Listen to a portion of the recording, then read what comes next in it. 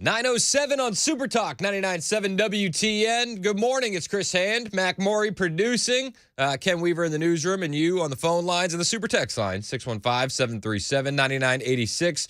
We begin the show this morning. I'm tired. We begin the show this morning with what should be the death of Nikki Haley's presidential career.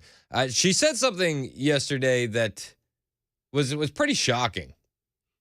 She called for the end to anonymous speech online. She wants people to have their full legal tied to their social media profiles in response to what I can only assume are people with frog emojis as their profile picture saying mean things to her on the internet and her not being able to take it. That's the only thing that makes any sense to me. But I'm going to play the clip for you, then we're going to talk about it. I think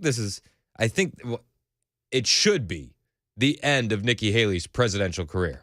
When I get into office, the first thing we have to do, social media accounts, social media companies, they have to show America their algorithms. Let us see why they're pushing what they're pushing. The second thing is every person on social media should be verified by their name. That's, first of all, it's a national security threat. When you do that, all of a sudden, people have to stand by what they say, and it gets rid of the Russian bots, the Iranian bots, and the Chinese bots. And then you're going to get some civility when people know their name is next to what they say. Accountability. And they know their pastor and their family members going to see it. It's going to help our kids, and it's going to help our country. I don't understand this take at all. Nikki Haley, who was so upset that Vivek Ramaswamy brought up her daughter being on TikTok, said, get my daughter's name out of your mouth. Now she wants her daughter to register her full legal with all of the big social media tech oligarchs. Weird. And when I heard it, one of the first things I thought was, Vivek's going to have a field day with this. And he did. He's already begun to call it out. He called it disgusting, and he pinned the tweet to the top of his profile. And then he brought up what many people were pointing out. The Federalist Papers were written under pseudonym by Alexander Hamilton, John Jay, and James Madison. They wrote under Publius, the founder of the Roman Republic. The name literally means friend of the people. And they used that pseudonym because the goal was appealing to patriotic and Republican sentiments of the American people. And one of the things that this really speaks to is that anonymous speech is a core of America. It's one of the things that advanced the goals of the nation. And our founding fathers wrote anonymously under a pseudonym to protect themselves from personal attacks. Back in the day, the debate over the ratification of the Constitution, it was kind of a big deal. The authors of the Federalist Papers, they feared that if their identities were known, that they could be subject to, attack. Personal attacks, physical attacks, and they wrote under a pseudonym to avoid this. So Nikki Haley just exposes herself, not understanding American history, and basically pushing for, a technocratic tyranny. But, this pseudonym that the founding fathers used was a successful strategy. And one of the things that I think about with Nikki Haley saying, you need your legal name tied to your social media profiles, like, no. She's trying to push us towards that social credit system. I mean, we can go down the list. We see it all over Europe that people get knocks on the doors over social media posts. You want to tie your social media account to a legal name? I think we can rewind back just a couple days ago, couple months back, when vaccine misinformation looked one way, or COVID misinformation looked one way.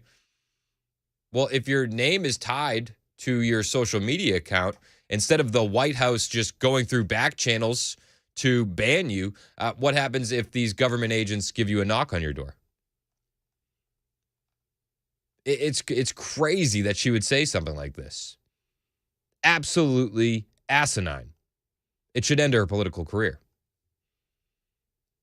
And it's like you can go down the line. What about the Nord Stream pipeline? What if when the Ukraine war pops off, you're out there saying, I don't think Russia blew up the pipeline?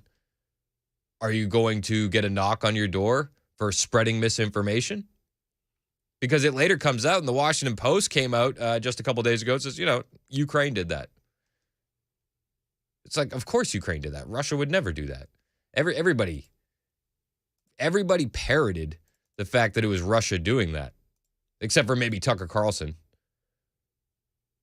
But the Nord Stream pipeline, I mean, you think about all these events, and it's like even Joe Biden on the Nord Stream pipeline admitted months before it happened that was a realistic outcome if Russia invaded Ukraine. If Russia invades, that means tanks or troops crossing the border of Ukraine again. Then there will be no longer a Nord Stream 2. We will bring an end to it. I mean, but at the time, mainstream media is telling us that Nord Stream was blown up by Russia. Oh, how could they do that? It was probably Ukraine and the CIA. But if your name is tied to your social media post, if you question that, are you going to get a knock at your door from federal agents? I mean, we see stories about the FBI already targeting Trump supporters. We see stories about being called domestic terrorists and extremists. And then you look at what happens across Europe. I mean, you say something like there's only two genders, and oh my gosh, you're transphobic, and that's a knock at the door from federal agents. There's a story, and I'm obviously going to get right through the coals on this, but a Canadian soldier who criticized COVID-19 vaccine mandates, he was literally charged with a crime. And he's going to be serving time in jail in Canada. He pled guilty to 2 counts of conduct to the prejudice of good order and discipline in relations to videos he posted online criticizing the Canadian COVID-19 vaccine requirements for military personnel. And that guy was a soldier who was willing to give his life to Canada. And I point out Canada because it's America's hat. They're our neighbor and our greatest ally in North America. This stuff is happening everywhere where the government is overstepping into realms they shouldn't be. And Nikki Haley is pushing for free speech to just be shut down. We're already, I know some people may brush off what Nikki Haley is advocating for, but what she's really advocating for is the social credit system, but with less steps. And I point to the fact that, to a certain extent, the majority of Americans are already on a soft social credit system. We are. We're on a soft social credit system. The majority of Americans are scared to go about their daily lives, worried that they may offend or say something apart from whatever current thing is that day, whatever the flavor of the day may be it COVID vaccines, COVID policy. I talked about Ukraine, the Nord Stream pipeline. They're worried that they could be canceled and lose their job or ostracized in their field for having the wrong opinions. And I definitely look at the Nashville country music scene for that. I mean, there are people in that field that are worried that they may have the wrong opinion and be ostracized from their field, or even, more silently passed over for a promotion because they don't have pronouns in their bio, or God forbid, do something terrible like just be white. But seriously, we're already in a soft social credit system. And what Nikki Haley is advocating for is to push the envelope one step further down the line towards that slavery. And we know how they view us. We know that these measures won't be used against the left. And I can't believe somebody on the right would suggest this. I really can't believe she would do that. What an absolute nitwit. And she didn't do it just once. Like, it wasn't just a gaffe where she's like, oh, I thought about it and that was pretty dumb. She doubled down on it too on a different podcast. They need to verify every single person on their outlet and I want it by name. Because what about Smug? Does he qualify? I've provided them with my government. If Smug is on your driver's license, then, and look, you can put Smug in parentheses, but I want everybody's name. I don't know what podcast that was, but it sounds like a bunch of soy boys for not even pushing back on it. Do you know what podcast that was? Oh, I'm going to look it up. I saw it floating around. I'm like, did she really double down? I mean, seriously. She screams at Vivek Ramaswamy, keep my daughter's name out of your mouth. But she's going to have to make sure her daughter's name is registered legally with Snapchat, Facebook, Twitter. This lady is an idiot. She's a war hawk, George Bush Republican. She should retire. Or the voters in South Carolina should do the retiring for her. Because this stuff should not be, even tolerated on any level.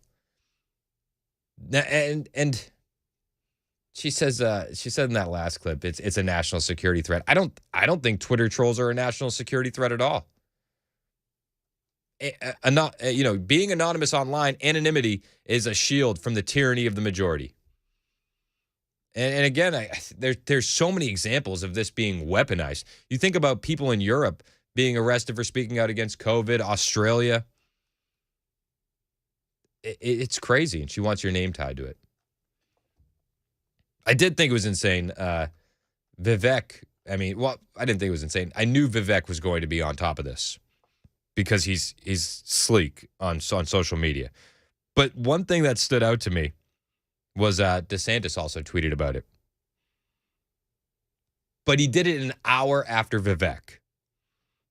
And he used the same talking points about the Federalist Papers. A lot of people went there. And I don't mean this to be a thing about the Federalist Papers, because anybody that's read the Federalist Papers, probably their mind went there almost immediately when she said, you shouldn't be allowed to be anonymous online.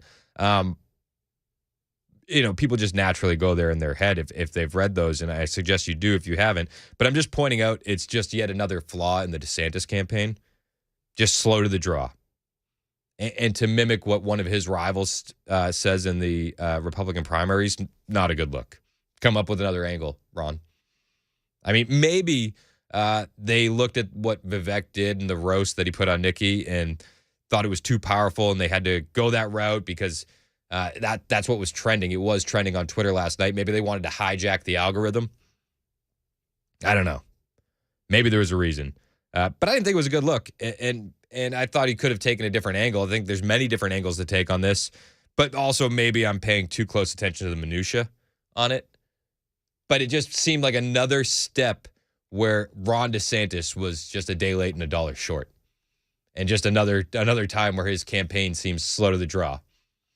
But I want to talk about this with you. I want to get your thoughts on this. 615-737-9986. Your calls and texts next on Super Talk 99.7 WTN.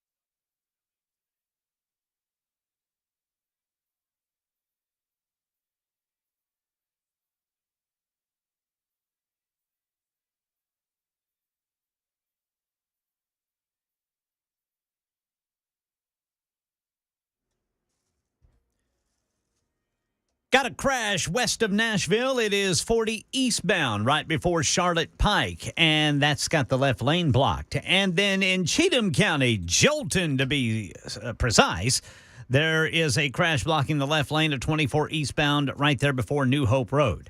Some Tennessee lawmakers today to announce contraception legislation. Details on that and more at 9:30 on Super Talk 99.7 WTN. Thank you, Ken Weaver. It is Super Talk 99.7 WTN. We were talking about Nikki Haley and her attack on free speech and anonymous speech. I made the point that Vivek Ramaswamy was all over her, which I knew he would be, and DeSantis showed up late to the game. He was an hour late and basically said the same thing that Vivek said. I got a text here from 6598. He said, "You make yourself look bad with DeSantis hate." SMH, shaking my head. Listen, I just think DeSantis' campaign, it's not even against DeSantis. It's really against his campaign. His campaign's slow to the draw. They should have a social media person who is a hawk on all of his opponents' Twitter accounts. Where's his social media manager? Just totally slow to the draw. It wasn't DeSantis hate, just pointing out the ineptitude of his campaign. But Nikki Haley, golly, pushing us, advocating for basically a social credit system with what she wants, tying your names to your social media profiles. Let's go to Adam in Columbia. You have a comment on Nikki Haley. You're next on Super Talk. Adam, what's going on, man? Hey, good morning, Chris. Good morning. Listening to the Nikki Haley thing this morning, and one thing that really stands out about what she says is how many times she says, I want to know these names. I want to know who these people are. And it's almost like Nikki Haley's like, I want to be president so I can go after these people. And you said bad things about me on social media. I'm going to get you. Yeah. Sounds a lot like something you hear coming out of Cuba. Yeah, no, you're absolutely right. We don't need that stuff in the Republican Party. Yeah, you're absolutely right. Thanks for the call, Adam. I mean, it wouldn't be weird to hear Joe Biden or Gavin Newsom say this, or other fringe left-wing lunatics. I mean, obviously the left would want this type of control. Obviously, the communists of the world want this type of control. But to hear a Republican say it, sheesh, not a good look.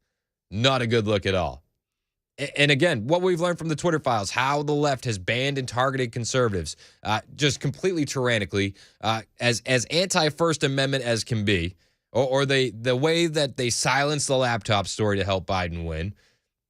It's crazy. You'd expect it from the left. But to hear it from a Republican presidential candidate that many, and far too many for my liking, full disclosure, but one that many Republicans have as their favorite candidate, talking about this as a top priority, garbage. Absolute garbage take. And the implications on it, insane. Pushing us towards a social credit system. I think that the social credit system is the biggest fight we're facing as Americans. There's more to go down on this and more to talk about. We'll do it after Ken Weaver's headlines, which happen right now on Super Talk 99.7 WTN.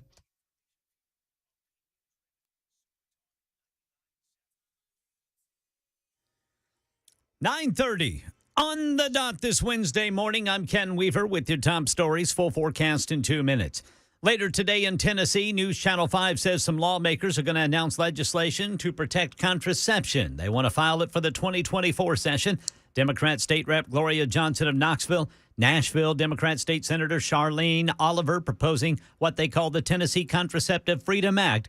They say it seeks to protect access to condoms, the pill, and small devices inserted into the uterus to prevent pregnancy, known as IUDs. Right now in Nashville, a mystery on I-65. Channel 4 says Metro police officers looking for a driver after a car jumped a guardrail, crashed and caught fire in the woods near Armory Drive this morning around 4 o'clock. No driver to be found. And we're learning about an airplane taking off from Nashville International Airport last week, but having to turn around. Happened on November 9th. News 2 says the Spirit Airlines flight to Philly returned to B&A after running through a flock of birds. That's the latest news. Weather is next. I'm Ken Weaver, WTN News.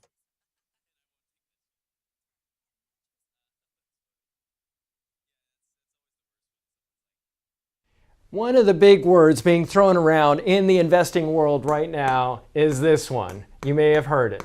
Fiduciary.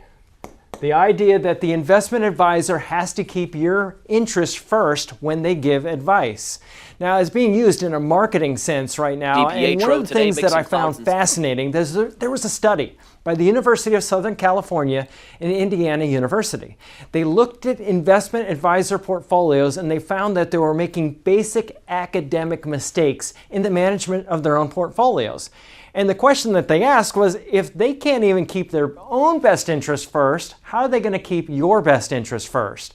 That was the question. Now, one of the things that we do at Paul Winkler Inc. is every one of our offices, 10 offices, is run by a degreed planner, number one.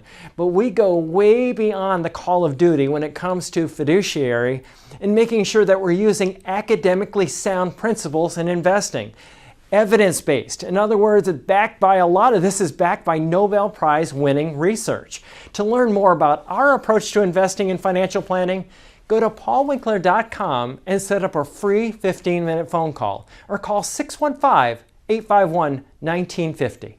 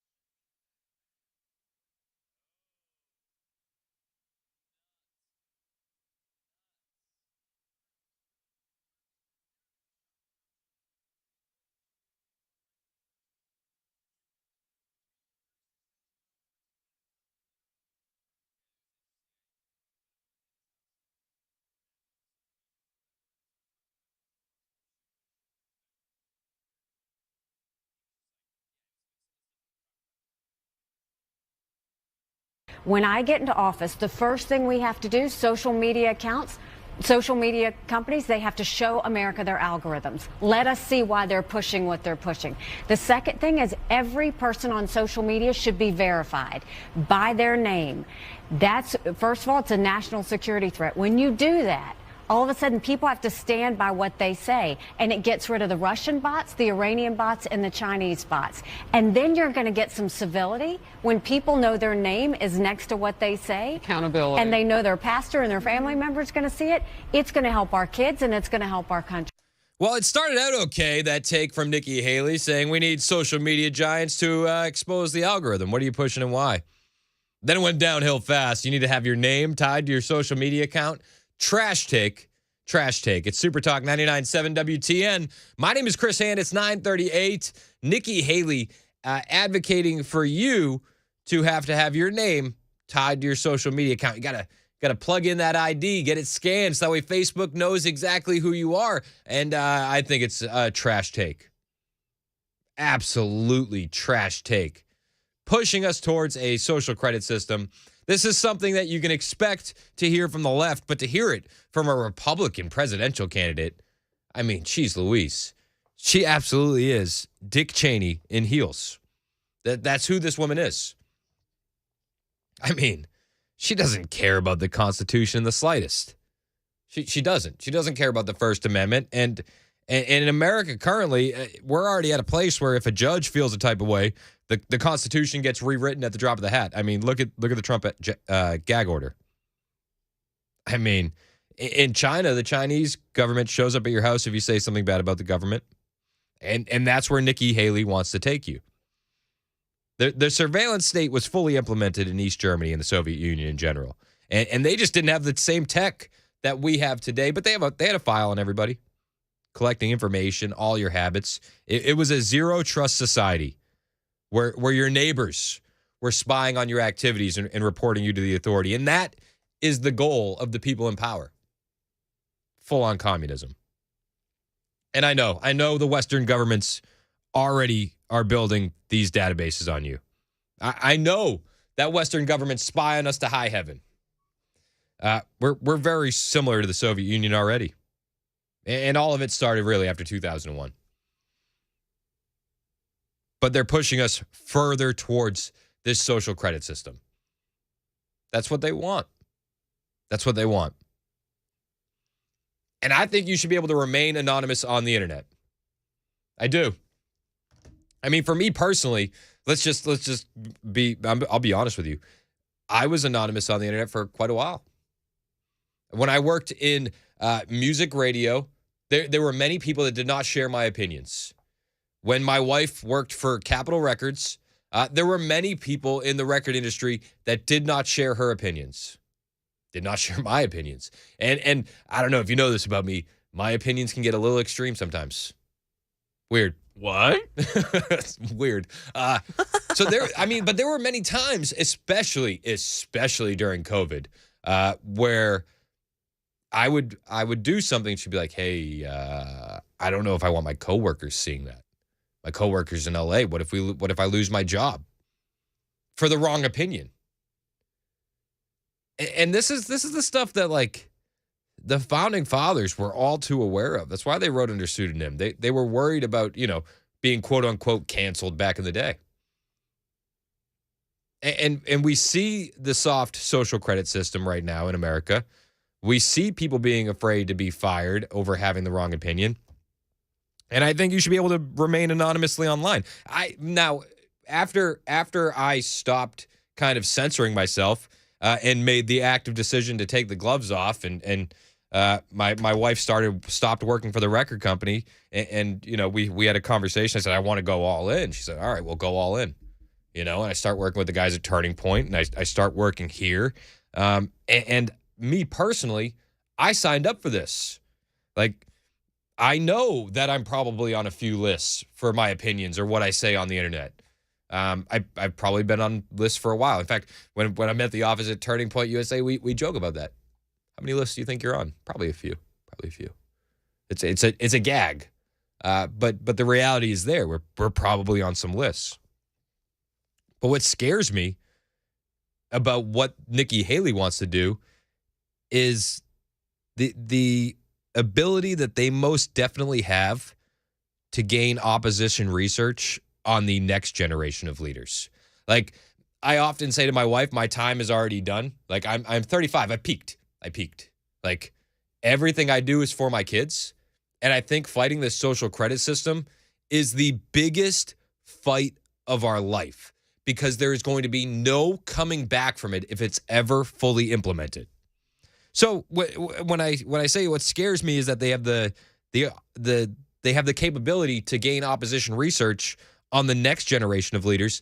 Like, I have the benefit of my teenage and formative years not being cataloged what I said online. I'm not worried that what I said on MySpace in the early 2000s is ever going to be used against me. But what about current middle schoolers or high schoolers all over the nation? What do you think the government's storing in their file? What happens if they support Trump or they're viewed as a potential domestic terrorist? The scary implications of this. And Nikki Haley wants it tied to your government name. Garbage take. Absolutely garbage take. And she doubles down on it with a bunch of soy boys on a podcast. They need to verify every single person on their outlet and I want it by name. Because when what about Smug? Does he qualify? I've provided them with my government. If Smug is on your driver's license, then, and look, you can put Smug in parentheses, but I want everybody's name. Okay. She wants everybody's name. You can put Smug in parentheses. So funny. So funny, Nikki Haley. This is a mainstream Republican presidential candidate. It's garbage. When Tim Scott dropped out of the race, there was a big donor who revealed he was moving from Tim Scott over to Nikki Haley. If I was that donor, I want my money back. Because this should be the end of her political career. It should be the end of her presidential campaign. There should be no coming back from this. None. For Nikki Haley. There really shouldn't. They say DeSantis and Haley campaigns are trading barbs in this new ad buys in Iowa. You know, they're running commercials against each other. I think Ron DeSantis should redo all of these commercials and go full in on what Nikki Haley just said. Just recut those quick. Although with the DeSantis campaign, I don't know if they can do anything quick. Let's go to Gary in Smyrna. He has a comment on Nikki Haley. You're next, Gary. What's up? You're on Super Talk. Hey, Chris, how are you? Good, man. How are you? Very good. I love your show. My comment is, first thing for people to understand is what you're saying about Nikki Haley is your opinion. And number two, I agree with taking names and all that. I think the best thing they could do is eliminate all social media. Our problems all stem from social media. Kids in school, people being afraid to say anything. I mean, I don't understand why people are afraid. I'm not. I don't go on social media, though. I could care less about being canceled. I'm a private citizen. If I were a rock star, that might make a difference. Well, it certainly makes a difference if you're passed over for a promotion at your company because you don't have he, him in your profile and you don't have your pronouns there. And where did they get all that? From social media. Exactly my point. Companies didn't used to do things like this. But you're saying that you wouldn't comment on any blog anonymously? You never engage in any online conversation?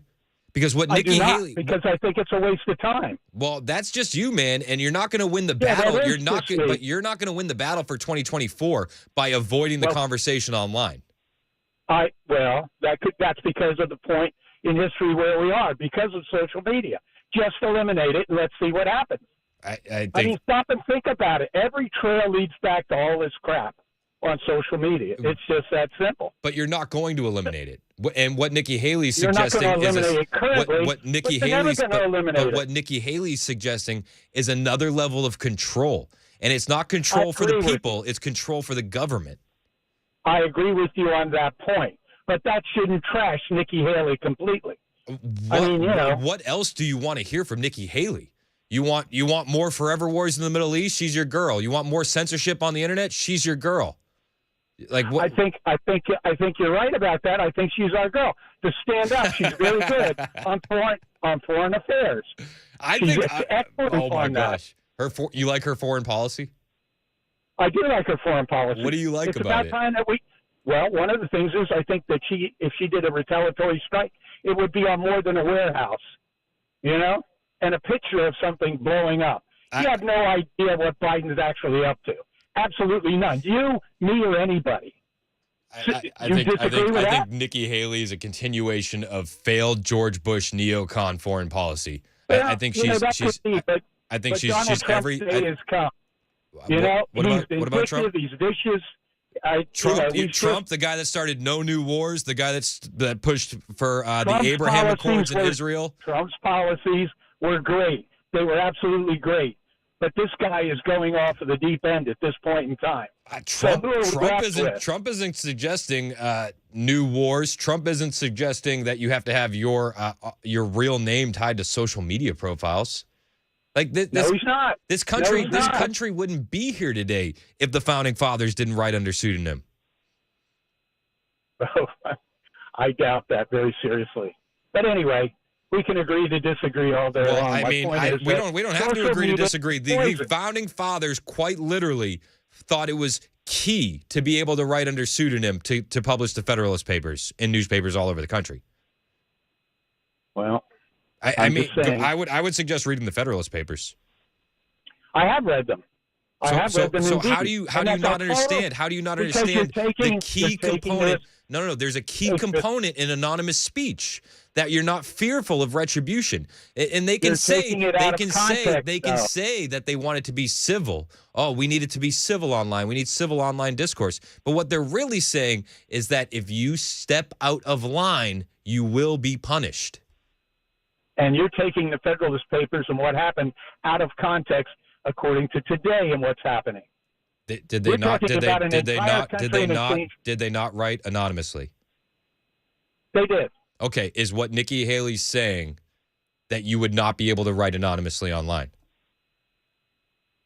Is what Nikki Haley just proposed saying that you cannot write anonymously online? I think it all depends on the subject. If you're talking about the government, I'm not talking about the subject. I'm talking about what Nikki Haley said twice. Did she suggest that you can't write anonymously online? That's like a blunt yes or no question when you're trying to get at the truth. It is a yes or no question. The truth is that's what she's suggesting.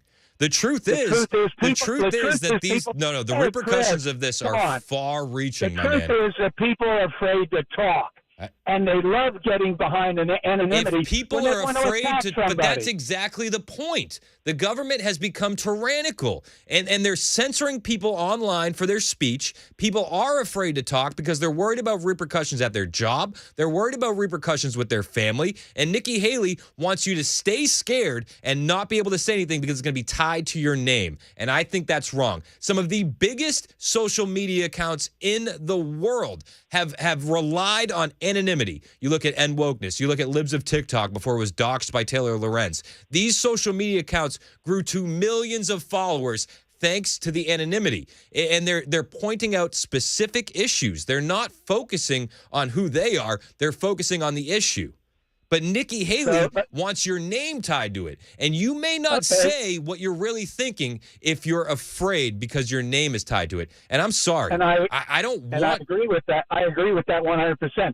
But that doesn't fix the problem, Chris. The problem is people are afraid, period. You get rid of social media, you get rid of a lot of problems. You lose the discussion, and you're back to the mainstream media, which is owned by the left. Other than social media, you can't get rid of social media. You can't get rid of social media. It's here, and one of the benefits of social media is being able to debunk the establishment's lies in real time. But nobody's going to go after the establishment if the establishment has all the power and your legal name is tied to your social media accounts. You will not see. The reason why it took the founding fathers so long to get anything done. because people believed, exactly that. They were afraid. It took a few people to stand up, and that's what it's going to take in this case. Somebody has to stand up. I don't agree with her saying she needs a name, but they should be, there should be some accountability. You called. You're the one that called to defend Nikki Haley, Gary. And now it seems like you're backtracking. Because you're trashing her 100%. I am. It's a trash. I am trashing Nikki Haley. I am. You never made a mistake on the radio. Maybe you should be canceled. For saying something. It wouldn't be the first time. It wouldn't be the first time somebody's trying to cancel me. That's the point. So Nikki Haley should be given a little bit of space. No, this isn't just a mistake. This isn't just a mistake. She doubled down on it, Gary. She doubled down. Okay. Well, that's her belief. But if that's her belief, then that's a strike against her. It's not 3 strikes. You understand what I'm saying? You're trying to get rid of her altogether for that statement. Yes, I would have voted to get rid of her before the statement because I think she's a trash neocon warhawk politician. But now she's exposing herself and she wants your name tied to your social media account. She wants to take away all anonymity online. Garbage. Absolute garbage. Well, I would agree in taking away your anonymity when you're debunking something. But when you have kids online attacking other kids, things like that, what are you going to do about that? Bro, I literally. Yeah, you don't have an answer to that one. That's what I'm saying. Social media is nothing more than poison. Find a different way to have a discussion. This is 2023. It's not 1776. Wake up. Come on. You've got the radio. Use it. Okay, Gary. Thanks for the call. I All appreciate right, Chris. it. Bye. All right. I love Gary. I will argue with Gary any day of the week. I'll listen to you argue with Gary any day of the week. By the way, it's 2023, Chris. Oh, damn. It's not 1776. Damn. You look like a fool riding in on that horse to work, by the way. All right. 9:54. Super Talk 99.7 WTN. If anybody else wants to disagree with me, front of the line.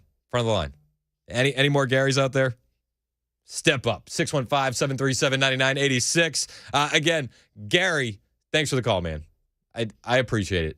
There's nothing better than spirited discussion. Even if Gary's wrong. That's okay, too. Super Talk 99.7 WTN.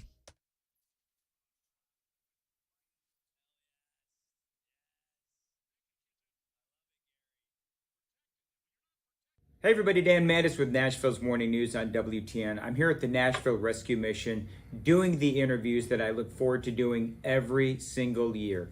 These are incredible stories of people who have had amazing recoveries. Thanks to this amazing facility, they are able to get clean and lead a more productive life.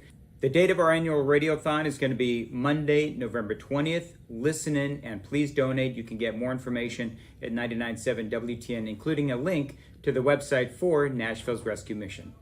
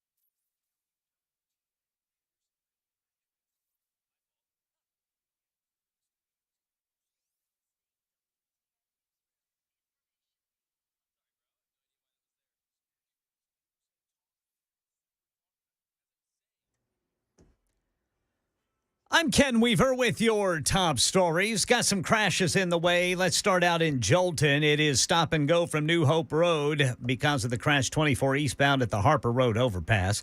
Then in Hillwood, you got the right shoulder blocked to 40 eastbound right before Charlotte Pike. And now in Belmont, you got some police activity blocking the left lane of 440 westbound there at Hillsborough Pike. Later today in San Francisco, Mary Bruce says there are low expectations for a high-stakes meeting. President Biden and Chinese President Xi will sit down to talk for the first time in over a year as Biden tries to reshape this relationship amid mounting tension. We are told they are expected to talk for over 4 hours and discuss a wide range of issues, including growing economic competition, concerns over Taiwan, and Chinese military aggression. Yeah, Biden says he wants to be able to pick up a phone and talk directly to Xi during times of crisis. Meanwhile, in our nation's capital, Congress getting an update on worldwide threats and how things have changed since the Hamas attack on Israel. In the days and weeks since, we have responded to an increase in threats against Jewish, Muslim, and Arab American communities and institutions across our country. That's Homeland Security Secretary Alejandro Mayorkas opening statement to the House Homeland Security Committee. He and the FBI director urging reauthorization of FISA Section 702, which allows law enforcement to pinpoint threats from foreign actors and terrorist groups. Later today in Tennessee, 2 Democratic state lawmakers will announce legislation on contraception they intend to file for the upcoming 2024 General Assembly. Knoxville State Rep and U.S. Senate hopeful Gloria Johnson, along with Nashville State Senator Charlene Oliver, say they want to protect Tennesseans' access to condoms, the pill, and IUDs in the wake of the state's ban on abortion. And heads up on your way to work tomorrow. Whit Johnson says thousands of Starbucks workers are planning a walkout during Red Cup Day when the company gives out its limited edition holiday cups. One of the most profitable days for the company every year, but a nightmare for workers. The union representing the baristas is demanding Starbucks turn off mobile ordering on future promotion days, saying the influx of customers without additional staffing creates unnecessarily stressful working conditions. Starbucks, for its part, says the union for those workers has not come to the bargaining table in more than 4 months. And that's the latest news. Weather is next. I'm Ken Weaver, WTN News. We really are passionate about our state. It's so beautiful, and we just want people and all Tennesseans to help us keep it that way. We really want to make sure that, our beauty, and from, west to east to even middle Tennessee, we want to make sure it's nice and clean for everyone to enjoy. I like to get people to volunteer and to get out there and keep our world clean, man. Litter's disgusting. No one likes it. That's right. Yeah, if you ask my wife, I've always said, keep Tennessee beautiful. That's kind of been, I think I found a T-shirt or something a long time ago. It's that marketing. Yeah. Really good job. It's like, yeah. I like that. Yeah. I mean, there's no sense in throwing your trash out the window or when you're hunting or fishing, leaving the trash there on the bank or whatever. It's not worth it. Currently, there are 88 million pieces of litter on Tennessee roadways at any given time in this state. Wow. And TDOT currently spends $23 million on picking up the litter, educating about the litter. The Nobody Trashes Tennessee campaign, there's some great videos out there. And I was watching the litter lessons and the show and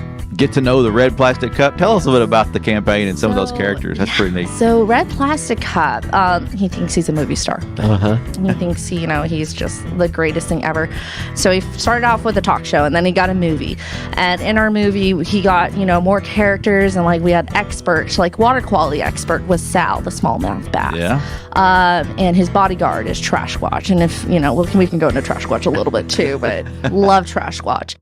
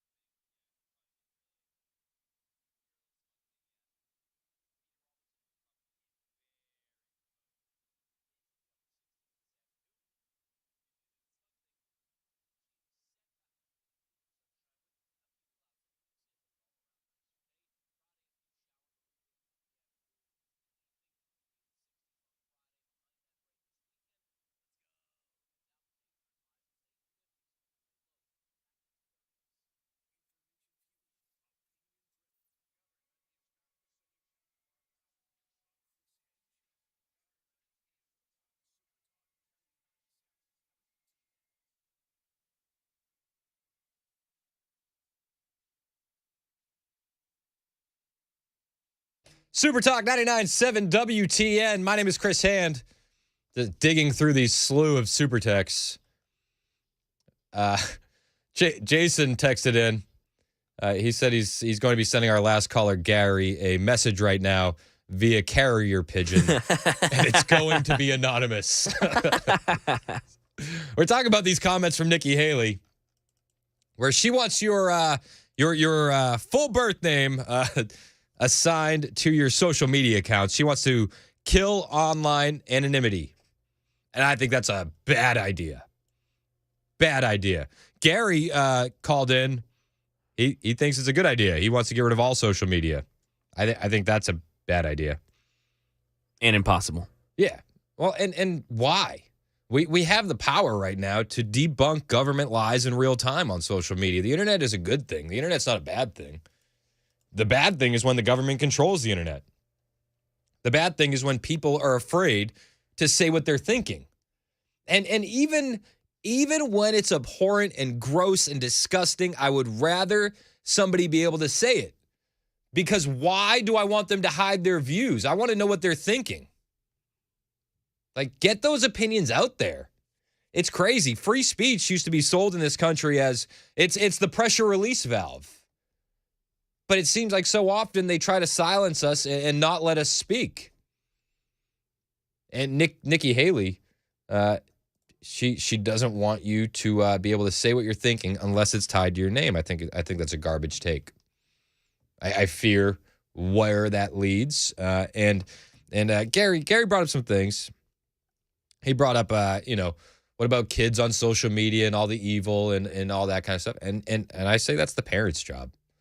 My kids are not on social media. In fact, as a parent, one of the biggest things I think that you can do is work your butt off, and it is a full-time job to keep your kids as anonymous on the internet and invisible as you can. Like, they don't need profiles. They don't need their thoughts out there. That's the parent's job. And I understand a lot of parents have fallen asleep at the wheel over the past decades. That's what happens. But I think that's the parent's job. That's not the government's job. I hate the nanny state.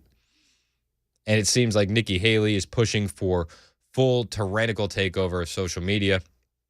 And we see Joe Biden today. There's going to be a vote for them to take over, for the FCC to take over internet service providers, which is just another step in that direction. The FCC commissioner called Biden's equity plan for internet control sweeping, unprecedented, and unlawful. The commissioner said Joe Biden is blaming the private sector and free market capitalism for the administration's own policy shortfalls and is now pushing the FCC to adopt a one-page section of the 2021 Infrastructure Investment and Jobs Act, which has new rules of breathtaking scope in the name of digital equity. He says for the first time ever, those rules would give the federal government roving mandate to micromanage nearly every aspect of how the internet functions. And here's why they want to be able to control everything the internet does. Because the internet has exposed so much truth. Imagine if we could have debunked the Gulf of Tonkin incident in real time on Twitter. History changes when we have access to the information as quickly as we do. But if this new act passes with the FCC taking over, they would be empowered for the first time to regulate every internet service provider's service termination terms, use of customer credit, account history, credit checks, and account termination, among many other items. So this could be another path where it's Soviet-style control. You say the wrong thing online, and boom, your internet's cut. We're slow walking towards communism. This is absolutely the fight of our life, without a doubt. 2613 texted and said, we're off the air. Are we off the air? No? Not that I see. All right, based. Still on the air. Still on the air, 2613. Yeah, still on the air. It's crazy. But, this is where we're at. The Biden administration censors conservatives online. The FBI targets conservatives. They go after moms at PTA meetings.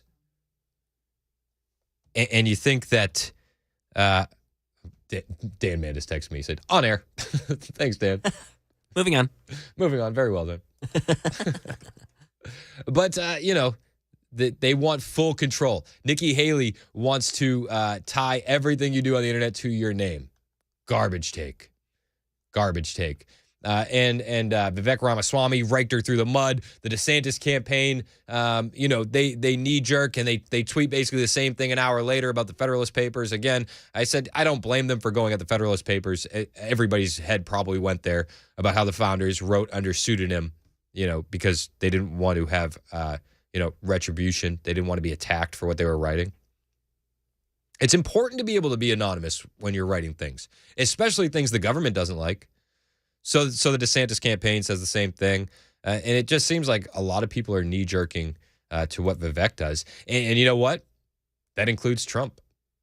It does. Word is that Trump is increasingly sour with Ronna McDaniel as his advisors are urging him to demand the RNC chief's resignation. And I think that it really goes back to what Vivek did at the debate. And maybe it's not Trump knee-jerking, but his people are in the campaign. There's a report that Mediaite has, and they say, his advisors are suggesting he call for Ronna McDaniel's resignation as well. CNBC was reporting this, and from that report, CNBC said Trump has been hearing from his allies within the party who believe McDaniel's leadership at the RNC is to blame for the party's struggles. According to people familiar with the matter, they want Trump to pressure McDaniel to resign. Several of the people lobbying the former president to turn on McDaniel also encouraged Trump not to publicly support Rep. Kevin McCarthy earlier this year. They said, we didn't want McCarthy, and months later, we lobbied the president to not save McCarthy. A person familiar with that effort and the move to push McDaniel to resign said, I do think if there's enough pressure from us and Trump, McDaniel might just decide this is humiliating and step down. We can only hope. But it seems like they're knee-jerking to what Vivek does as well. It's interesting, isn't it? Now, it does feel like, DeSantis knee-jerks to Vivek. We have Trump, his advisors feel like they're knee-jerking to Vivek, and it's because Vivek is getting under a lot of people's skin. Nikki Haley, she's so salty about that debate. On that same podcast where she doubled down on tying your names to social media, she had this to say about Vivek Ramaswamy. What happens? He comes out of the gate, he hits the female chair of the party, he hits the female anchor on the platform, and then he hits me. And I'm not saying anything. I ain't saying, I'm just saying. But he might have a girl problem. I'm just saying he might have a girl problem. What is that podcast? Can somebody find out what that podcast is? He might have a girl problem. I'm not saying, I'm just saying. Was it a liberal podcast that she was on? Carl in the borough wants to respond to our previous caller, Gary. You're next, Carl. What's going on? You're on Super Talk. Well, I wasn't going to call, but I'm outside working in Murfreesboro. And by the way, Nikki Haley at least knows what a girl is. Fair enough. Two genders. So I was listening to Gary, and he kept using the word fear and fear. He says, "Well, they're afraid, they're fearful," and I got to thinking about if I could just not to change the subject, but I'm using an analogy here of the TSA. When you go to the airport. You hold your hands up. We're all criminals because of a government action, which is what Nikki Haley's proposing. And the federal government, other than fighting wars, and sometimes lately they haven't been very good at that, I'm thinking about when you go to the airport. It sounded so innocent. The terrorists came in. They blew us up. I was completely against the Homeland Security, and simply because of this. How many terrorists have they caught going through the TSA airport that they haven't caught any? Because it would be nationwide news. And that's just the same thing with this. We need an enemy because I believe you're right. The founders, at that time, England was the most powerful nation, as we got older, we did find out what they did to many of the signers. They either died, they were desolate, they hung them. Yep. The family members were killed. Mm-hmm. Gary, that's why. That's the fear you're talking about. I don't know if he understood the weight of what he was saying, but that's exactly why we need to be anonymous sometimes, because of the actions. And then one other, I just thought of this. Actually, I thought about it while y'all were discussing. Think about the federal judges. What happened? Online, the addresses to the Supreme Court justices were revealed. And what happened there? They weren't Democrat. They weren't Republicans. These were radical, progressive Democrat communists.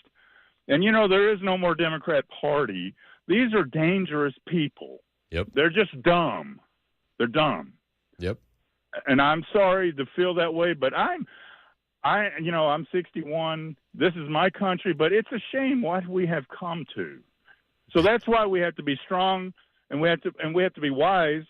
But please, the government does enough already, and it does a lot for people who don't deserve what they get from the government.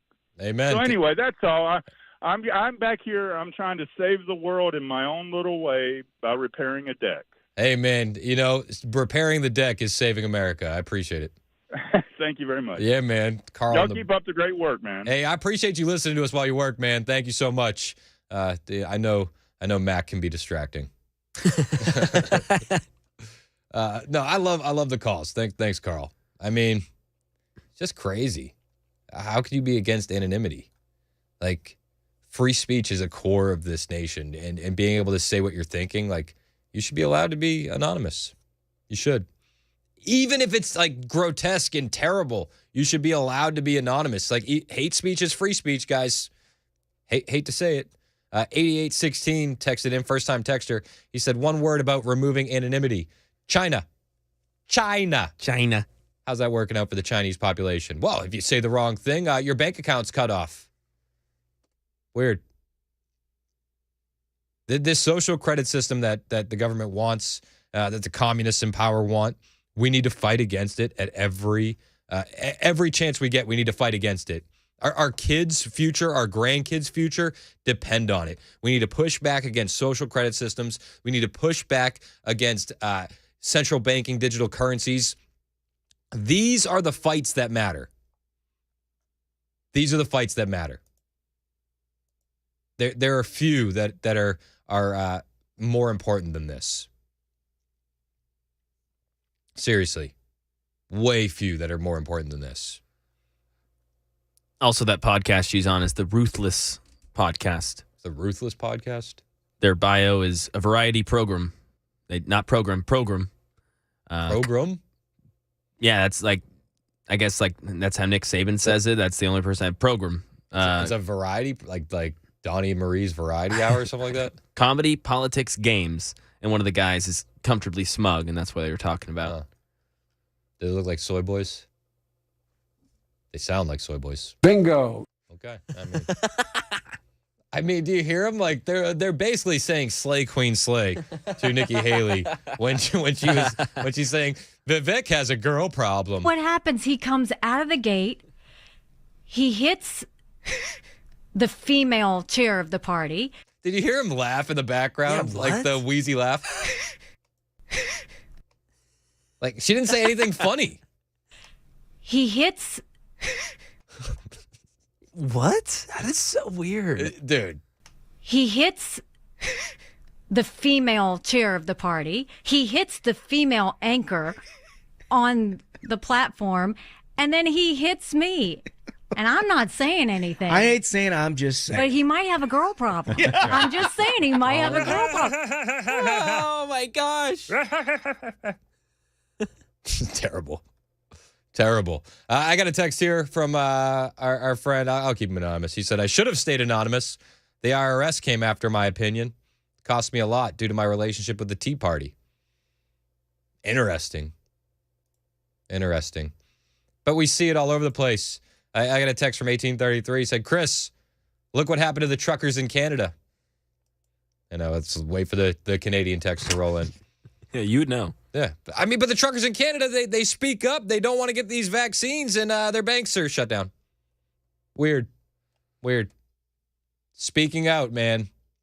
It's a dangerous game when your government's gone full tyranny. 1021 on Super Talk 99.7 WTN. More of your texts and calls next on Super Talk 99.7 WTN.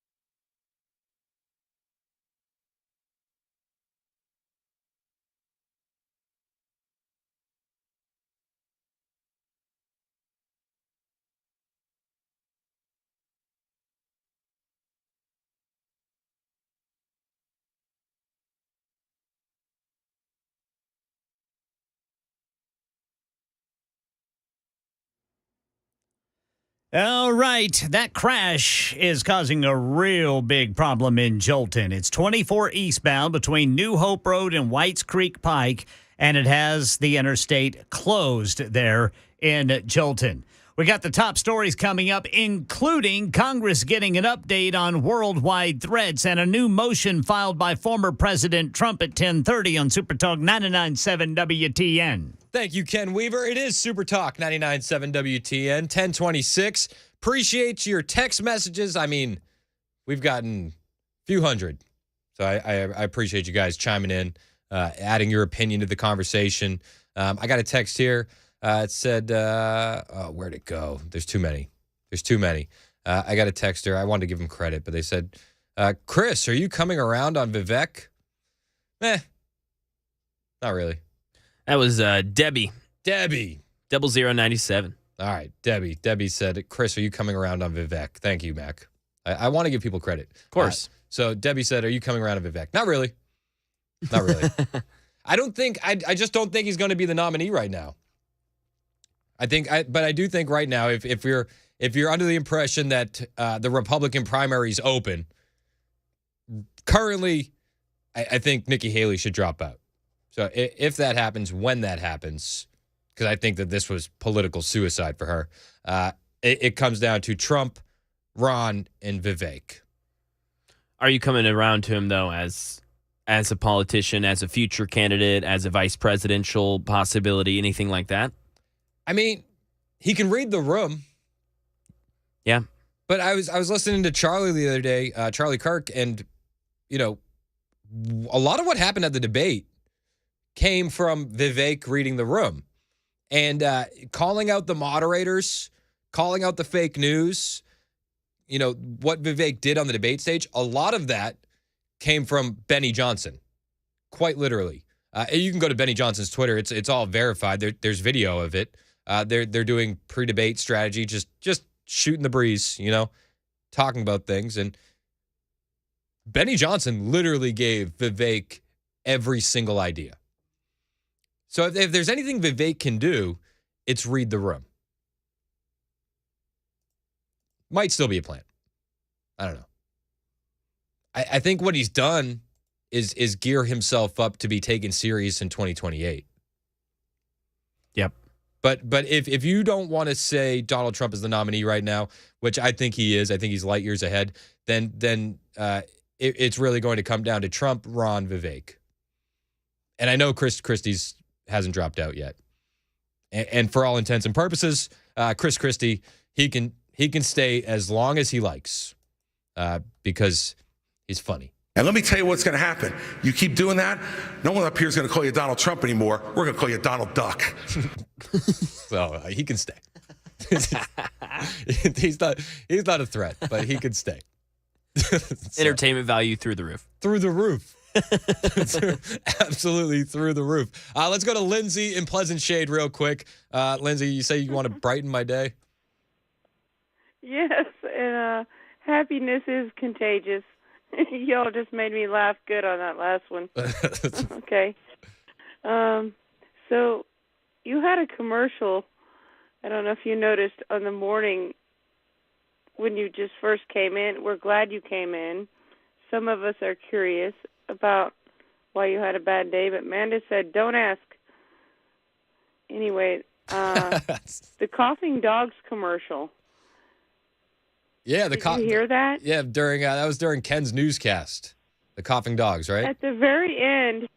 Okay, and they're all serious about just separate the dogs for 2 weeks and all this. Got to quarantine your dogs. And at the very end, they say, no masks were discussed. That's Big Ken Weaver for you. He is he's the best newsman in the business, but he's also one of the funniest guys I know.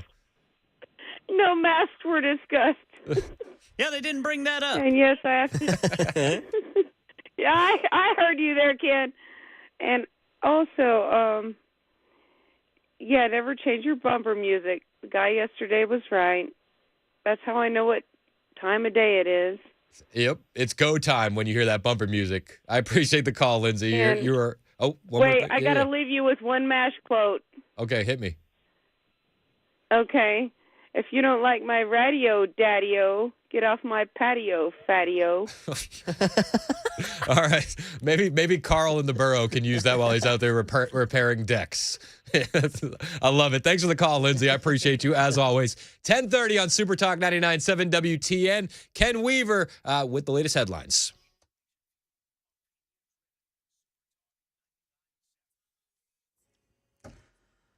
I'm Ken Weaver with your top stories. And again, we've got a big traffic problem in Cheatham County. 24 eastbound is closed in Jolton between New Hope Road and Whites Creek Pike. And now we got a crash in the Gulch, 40 eastbound at Broadway.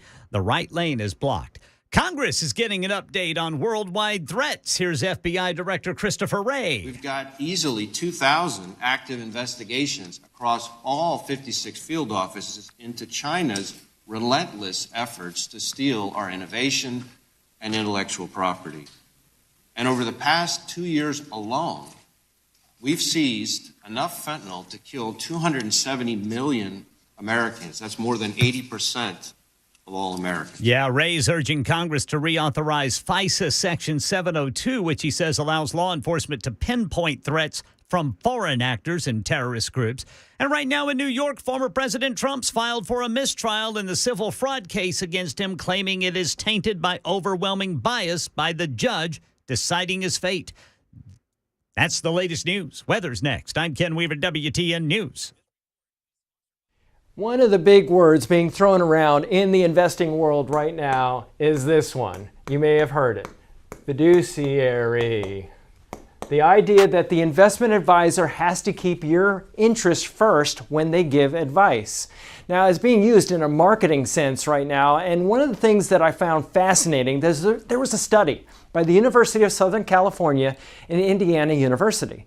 They looked at investment advisor portfolios and they found that they were making basic academic mistakes in the management of their own portfolios. And the question that they asked was, if they can't even keep their own best interest first, how are they going to keep your best interest first? That was the question. Now, one of the things that we do at Paul Winkler Inc. is every one of our offices, 10 offices, is run by a degreed planner, number one. But we go way beyond the call of duty when it comes to fiduciary and making sure that we're using academically sound principles in investing. Evidence-based. In other words, it's backed by a lot of this is backed by Nobel Prize winning research. To learn more about our approach to investing in financial planning, go to paulwinkler.com and set up a free 15-minute phone call or call 615-851-1950.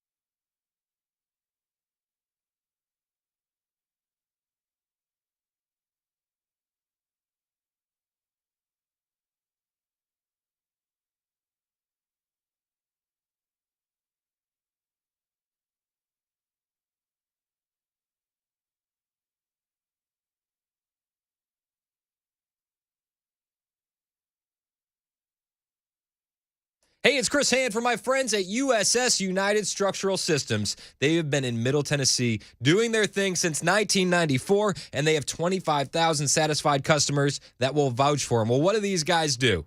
Well, they do everything. Crawl space encapsulation, basement wall realignment. They'll fix your sinkholes. They'll fix your foundation.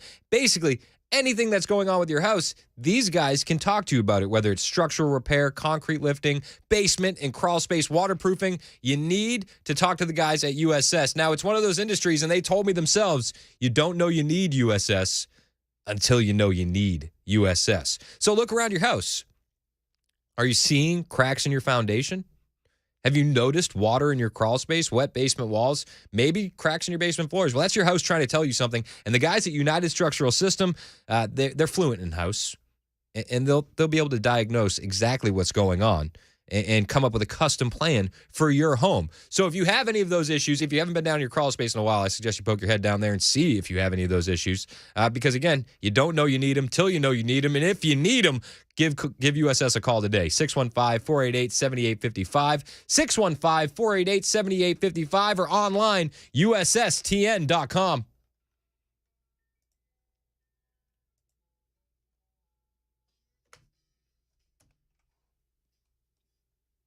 What happens? He comes out of the gate. He hits the female chair of the party. He hits the female anchor on the platform, and then he hits me. And I'm not saying anything. I ain't saying, I'm just saying. But he might have a girl problem. I'm just saying he might have a girl problem. If you having girl problems, I feel bad for you, son. I got 99 problems, but Nikki Haley. Sorry. That was a suggestion from a super texter. So I had to have some fun. It's Super Talk 99.7 WTN. My name is Chris Hand. I hope you're having a fantastic day. I felt like I could have timed that better. Oh, it was great. Are you sure? You're on the fly. That's nice. I'm going to do that later. Do it better. We'll perfect it. we'll get better at that. We were doing it live. You know, cue Bill O'Reilly. We'll do it live. But, you know, we were talking about Nikki Haley committing political suicide, wanting to get rid of anonymity online. Trash take, trash politician. And hopefully it ends her presidential hopes. Another guy who's, you know, kind of putting the nail in the coffin of presidential bids, Mitt Romney. This is good news. I don't always want to be doom and gloom. So, good news. Mitt Romney says he's not going to seek a presidential bid. This is from a couple days ago. Breitbart had this. I haven't had a chance to talk about it. But one of the weird things about this was there was a lot of rumors that we might see a Mitt Romney Joe Manchin ticket, you know, with that no label stuff. And I wonder, and this is just me, I wonder what anybody else would think. And I want to hear your opinion on it, 615-737-9986. If there's no Mitt Romney, Joe Manchin, what does Joe Manchin do next? I mean, for me, it pushes me closer to my theory that we could see an RFK Manchin ticket. An RFK Joe Manchin ticket. I think that's a dangerous ticket. I do. It's not a ticket I would vote for, obviously. I'm just trying to read the tea leaves and see where we go from here. And if Joe Manchin is fine with, you know, doing the no labels thing, who better to team up with than RFK? And I just feel like that's a dangerous ticket. I feel like RFK, he honestly is crunchy and granola enough for the left. And Manchin, to me, feels middle enough for the classic JFK Democrat boomers out there. It feels like they're both more middle in the trans issue with kids. You know, not really for it. Both would probably fold on that issue. Maybe RFK less because his vaccine stance for kids is pretty based. But Manchin would probably fold on that.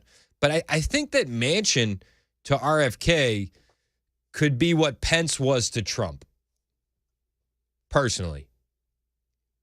I don't know. This is just something that I had this thought in my mind, and I've not been able to get it out.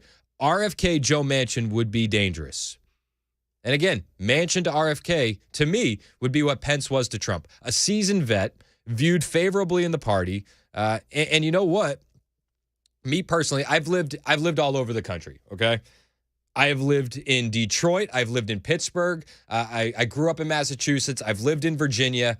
And to me, what Manchin does is bring some stability to what some Democrats could view as RFK's being a political outsider. But when I see Democrats in Detroit and Pittsburgh and Massachusetts and Virginia, they're all liking RFK's posts on social media. I don't think RFK is as scary to Democrats as he is to the Democratic establishment. I think the average Democrat wouldn't be opposed to an RFK presidency. And I think Joe Manchin would give that stability, that rubber stamp of it's okay to your more older Democrat base. I just think it just makes too much sense. And I think that that's the only ticket that could frighten Trump. I do. I think if there's any ticket that could give Trump a run for its money, it is RFK Mansion. I think that ticket would frighten every Republican, and it should. I mean, it's a likable ticket. What do you think on RFK Mansion? Would you think it's, Mac, you're 25. You know a lot of younger liberals. I do too. At least the people I know, I feel like would be open to it. Do you feel like younger people would be open to an RFK Mansion ticket? Yeah, I think for sure. I think a lot of the younger people are looking have already closed themselves off to both either Donald Trump or Joe Biden, and they're looking for anything that's not one of those two names. An RFK Mansion, that's a likable ticket. At least it sounds it, being a likable ticket. I mean, it's such a low bar right now too, Chris, to be a quote unquote likable ticket. Well, I mean, seriously, and being likable is a benefit that you could argue Joe Biden had in 2020, but he's definitely not going to have it this time around. No. And Hillary Clinton definitely didn't have the benefit of that in 2016. No. I think RFK Mansion can be sold as a favorable ticket. Agreed. And RFK is going at the strategy of the podcast presidency. And if it's RFK Mansion out there, I think Trump needs Tucker. I don't think that there would be any other VP choice that could sway people other than Tucker, especially that younger voting bloc. People absolutely love Tucker Carlson. They've been floating Tucker as a VP. Trump said he would be open to it. I think that if you end up seeing an RFK Mansion out there, Trump needs Tucker to win. Did you see Tucker in Spain? He's roaming around Spain. People are protesting the government there, and they're cheering on Tucker in the streets. I mean, the Tucker brand is global. He sways young people. Young people like him, and I think that I think that's the move. You've got a text here, 1063. That's why Trump needs to snag RFK for VP. I don't think RFK is the move for VP. I think RFK is too left for what Trump wants to do. Agreed. And I've said this a couple times. I mean, RFK got a lot of notice and a lot of clout because of his stances on vaccines, because a lot of, at the time, conservatives were in that realm. But other than that, none of his policies line up with what you want to do. He's anti-Second Amendment. He's super green energy. There's videos of him saying that climate terrorists should be locked up and blah, blah, blah, blah, blah. He's a nut. Who would be the lead on a Mansion RFK ticket? I think it would have to be RFK. Really? I think you'd have to lead with Kennedy. That's fair. Kennedy Mansion. Is it bad that I just thought about The Voice first? And that's why I thought lead with Mansion. But you're right. As far as branding's concerned, the Kennedy name carries you far. Dude, and it's likable. Think about your average hardworking American who is probably working 2 jobs right now in this Biden economy. You got kids, you're not paying attention. If you're living in a Detroit or a Massachusetts or a Michigan or a Pennsylvania, you're in some of these battleground states, Arizona. Kennedy Mansion sounds a lot better than Joe Biden anybody. Oh, yeah. Who would they get for Gavin Newsom's VP if Newsom ends up getting the nominee? I would put if it was just down to Democrats, right? Because that's what the Kennedy Mansion ticket would be. They'd be Democrats. I would think that they could beat any of them. They could beat Gavin. They could beat Joe Biden. I think that they would steal a lot of votes from those guys. But I think that that's a ticket that should scare Trump. I just think it makes way too much sense. 5651 said, what about a Trump Mansion ticket? I think for the same reasons that I don't like RFK as Trump's VP. I think even more so, maybe, right? Yeah, probably. Even more so. I mean, Manchin's pretty left about some things. K 4295. I thought you're talking about Tucker maybe being Trump's VP candidate. Kay says, I thought there was a rumor going around that Tucker did not like Trump, likes the policies or likes the politics, but not the person. I don't know. They seemed to get along during that interview during the first RNC debate. Must be really good actors. Yeah. I mean, completely chill. Yeah. Somebody said, 9751 said, left side plus left side nut plus spineless noodle will not scare Trump. All right. Okay. 9944 said, I think Gavin Newsom's running mate will just be his pronouns. He, him, he is narcissistic. He, him, 2024. The Gavin Newsom campaign. 2889 says Trump is scared of nothing. I get where you're at. I'm just saying, if there's a ticket that we would say that's dangerous, I mean, we all want Joe Biden to run. Can we be honest about that? Joe Biden is the easiest path to victory. Come on, man. It's the truth, Joe. It's the truth. It's working. It's not, though. It's not. It's not working. It hasn't been working for a while. Don't. I will. 7170 said Tulsi Gabbard would be a good vice president for Donald Trump. I think Tulsi would be a good for RFK. I think she's too left. Too left. And it's so weird the way the way things have shifted, where you look at people on the left like Tulsi Gabbard or RFK or Joe Manchin, and now you could almost be like, maybe they could be Trump's VP. It's like, that's how far the left has shifted left. That we could even have we could entertain the conversation that Tulsi could be Trump's VP, or RFK could be Trump's VP, or Manchin could be Trump's VP. That's how far the left has gone left. Alina texted in and said Trump and Tucker went to the UFC fight together over the weekend. Yeah, I saw that. Oh, Tucker was there too? Yep.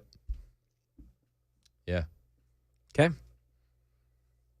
Interesting. 7176. What do you guys think? Trump and Tim Scott? Meh. Yeah. Meh. I just doesn't don't get me excited. Like Tim Scott, I think he's a nice guy, and that's the problem. That's the problem right there. But could you imagine? Listen, for entertainment value, let's say for all intents and purposes, it's Joe and Kamala. Could you imagine Tucker versus Kamala debates? Yo. Sign me up. She better call in sick or something. That's going to be Came down with COVID. I'm sorry. I got to quarantine. Trump, Candace Owens, David texted in. I could take that. I could take Trump, Candace Owens. But that wouldn't happen, though. No, and honestly, Carlson would be light years ahead of Candace Owens. Although I did see tweeted last night, Candace Owens is going to be doing an interview with Tucker Carlson, which should be an absolute banger when it's released on the Tucker Twitter show. I refuse to call it X. Oh, so they're doing it on Tucker's show, Tucker's interview. Okay, gotcha. I didn't know if it was the vice versa. Candace tweeted out that she's going to be sitting down with Tucker Carlson. Cool. I think she said it was today. Not sure. I hope so. Yeah, she tweeted. Where is it? Man, I can never find anything. Anyway, they're hanging out. Yeah, I saw that tweet. Too. 50-51 brings a little bit of a counter. Tucker's people are already for Trump. Tucker doesn't bring in new votes. I disagree. I think you look at the views on these Tucker videos. I think Tucker is as mainstream as it gets, and I think young people are drawn to Tucker. I think that, again, I've said it before, this election will come down to Zoomers and Boomers. That's what it's about. And I think Tucker will reel in the Zoomers. His social media game is on point. You go on Instagram, there are so many accounts that just promote reels of Tucker Carlson. Short clips of just based things. Young kids like them. Bev says, RFK is not left. I've listened to dozens of hours of RFK. I am a Trump Republican to the right of Ted Nugent. RFK is not liberal now. He used to be, though. I don't know, Bev. I don't know. Agree to disagree on that one. I think that he's definitely appearing to be more middle of the road, but I think that is a gimmick. I don't think that that's the real deal. I mean, he just said something the other day. What did he say? He's full in on climate change. He basically made his name off climate change. So I don't know how you could say he's not left. Just because he's agreed with us on one issue. Now, I'll be honest with you, a lot of crunchy granola liberals in the Pacific Northwest also agree with us on some of the vaccine issues. You know what I mean? 100%. Like so many East Coast crunchy granola liberals, they also agree with us. It's like broke clocks, baby. Broke clocks. 10:52 on Super Talk 99.7 WTN.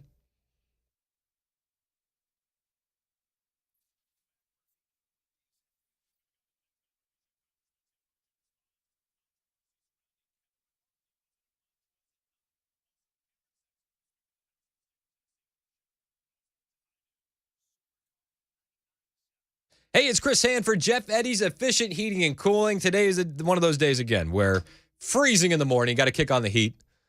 And it's going to be hot this afternoon. And upstairs in your house, you're going to have to kick on that AC to make it a little bit more bearable as you go to bed. Well, let me tell you something. If your HVAC system isn't working, you got to call my guy, Jeff Eddy, with Jeff Eddy's Efficient Heating and Cooling. I know it's hard to find somebody you trust with these home repairs. You don't want to get got. Nobody wants that. Well, you can trust Jeff Eddy with Efficient Heating and Cooling because they're a small company with big service and big results. I trust Jeff and his crew to do what's right, and they prove it time and time again. Now, if you're trying to figure out, A, what's wrong with your system, or if you should repair or replace your system, you got to call Jeff and his crew. They'll walk you through every option and scenario so that way you can make an informed decision. They are happy to repair if that's the right move. They're not worried about making money off of you, but most other companies, they're going to pressure you to replace that system because they make more money that way. That's not Jeff's style. But if you do need to replace your HVAC unit, Jeff and Efficient Heating and Cooling will offer up to 18 months same as cash financing on your next unit. They're a diamond contractor with Mitsubishi Electric and an elite pro partner with Rheem. EfficientHVAC.net is the website. That's EfficientHVAC.net, or call 615-784-4424.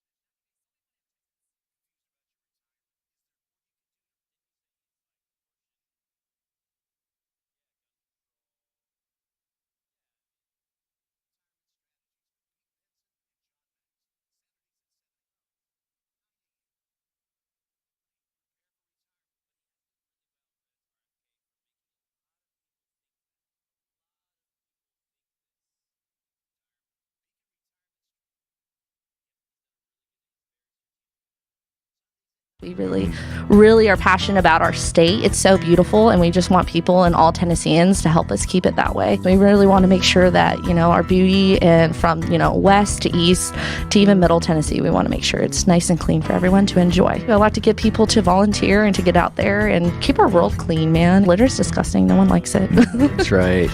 Yeah, if you ask my wife, I've always said, keep Tennessee beautiful. That's kind of been, I think I found a t-shirt or something a long time ago. It's that marketing. Yeah. Really good job. It's like, yeah. I like that. Yeah. I mean, there's no sense in throwing your trash out the window or when you're hunting or fishing, leaving the trash there on the bank or whatever. It's not worth it. Currently, there are 88 million pieces of litter on Tennessee roadways at any given time in this state. Wow. And TDOT currently spends $23 million on picking up the litter, educating about the litter. The Nobody Trashes Tennessee campaign, there's some great videos out there. And I was watching the litter lessons and the show and get to know the red plastic cup. Tell us a bit about the campaign and some of those characters. That's pretty neat. So Red Plastic Cup, he thinks he's a movie star. He thinks he's just the greatest thing ever. So he started off with a talk show, and then he got a movie. And in our movie, he got more characters, and we had experts. Water quality expert was Sal, the smallmouth bass. Yeah. And his bodyguard is Trash Squatch. And if we can go into Trash Squatch a little bit too, but love Trash Squatch.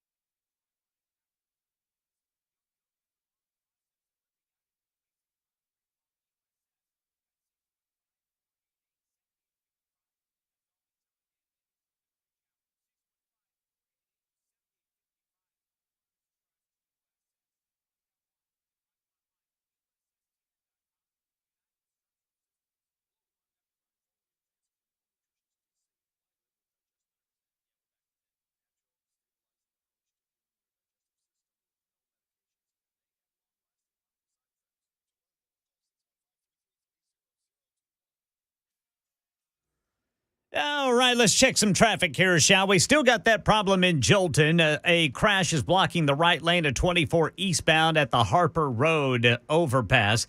You got to hear what a Tennessee congressman just said in front of the Homeland Security Secretary about the southern border. That's coming up at 11 on Super Talk 99.7 WTN. Did he threaten him to a fight? That'd go along the lines of every day this week, wouldn't it? It would be on theme. It's Super Talk 99.7 WTN. My name is Chris Hand. Thank you again for all your Super Talks, your Super texts at 615-737-9986. Yeah, we've got Bev still going here. Bev was saying RFK's not left. Yeah, then they said he's not full in on climate change. He's against corporation corruption of his issue. He's for conservation. Oh my gosh. I don't know. Did you see what Randy said? Randy texted in. He said, RFK is so left, he'd have to run around to the passenger side to find the right-hand turn signal.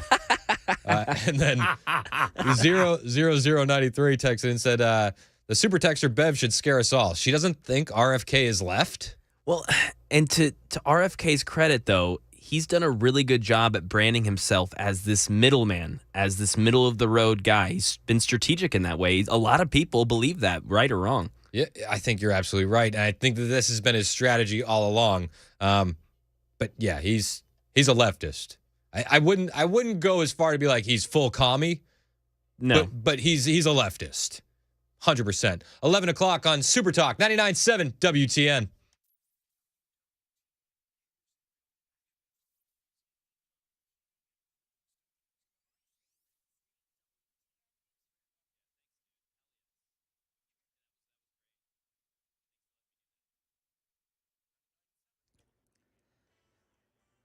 Eleven o'clock on the dot. I'm Ken Weaver with your top stories. Full forecast in 2 minutes. Right now in our nation's capital, Tennessee 7th District Congressman Mark Green chairing today's worldwide threats hearing, accusing Biden administration officials of getting rid of border policies that kept the influx of illegal aliens and illegal drugs under control. People tested the system, were released into the country, called home, and millions more came.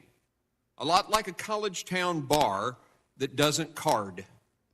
Before long, they have a line out the door. Both Homeland Security Secretary Alejandro Mayorkas and FBI Director Christopher Wray urging Congress to reauthorize Section 702 of the Foreign Intelligence Surveillance Act.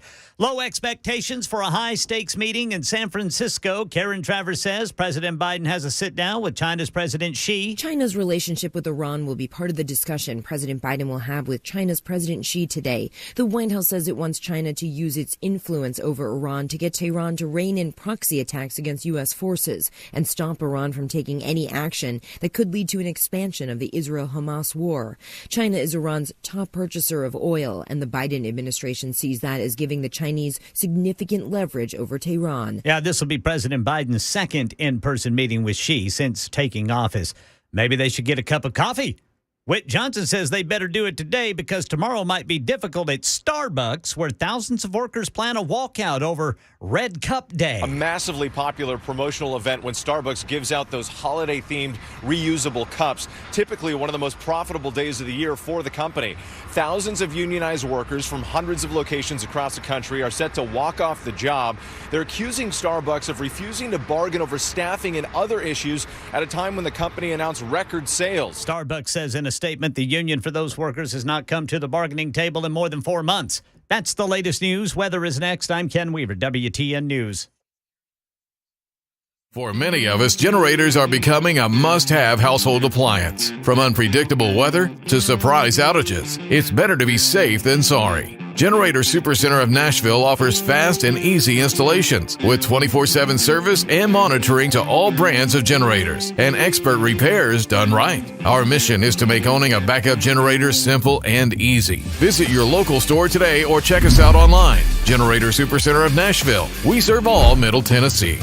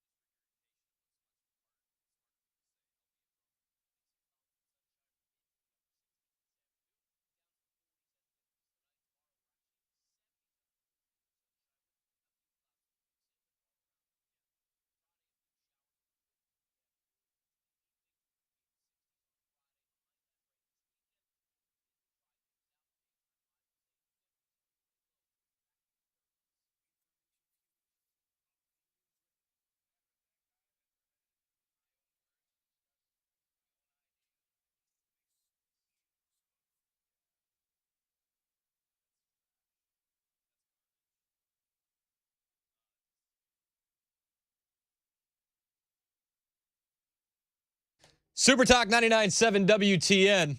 My name is Chris Hand. I hope you're having a fantastic day. Was it 4664? I just want to let you know you're special to me. And even though you say all sorts of mean things, I still care about you. And I appreciate you listening. That's all I'm going to say about 4664. It's been going in on me. Says mean things. Savage. Very mean. Very mean guy. Not a nice guy. I still would like 4664 to be able to remain anonymous on the internet. Not like Nikki Haley. I'd love for 4664 to call in one day. Please, by all means, more than welcome to. Somebody did decide to call in. Yeah. Our friend Bev on the Super Text line, who is saying RFK is not a leftist. Bev, you're next on Super Talk. Hello. Hey, Bev. Thank you for calling. I appreciate it. What's up? I am glad to call in. I am over 70, and I have been to the right of Ted Nugent ever since the early 70s. Okay. And I began to listen to Robert F. Kennedy Jr. 3 years ago. During the pandemic, like a lot of us. Yes. Yeah. He has a site called Children's Health Defense. Yep, I follow it. And he's just a fine human being.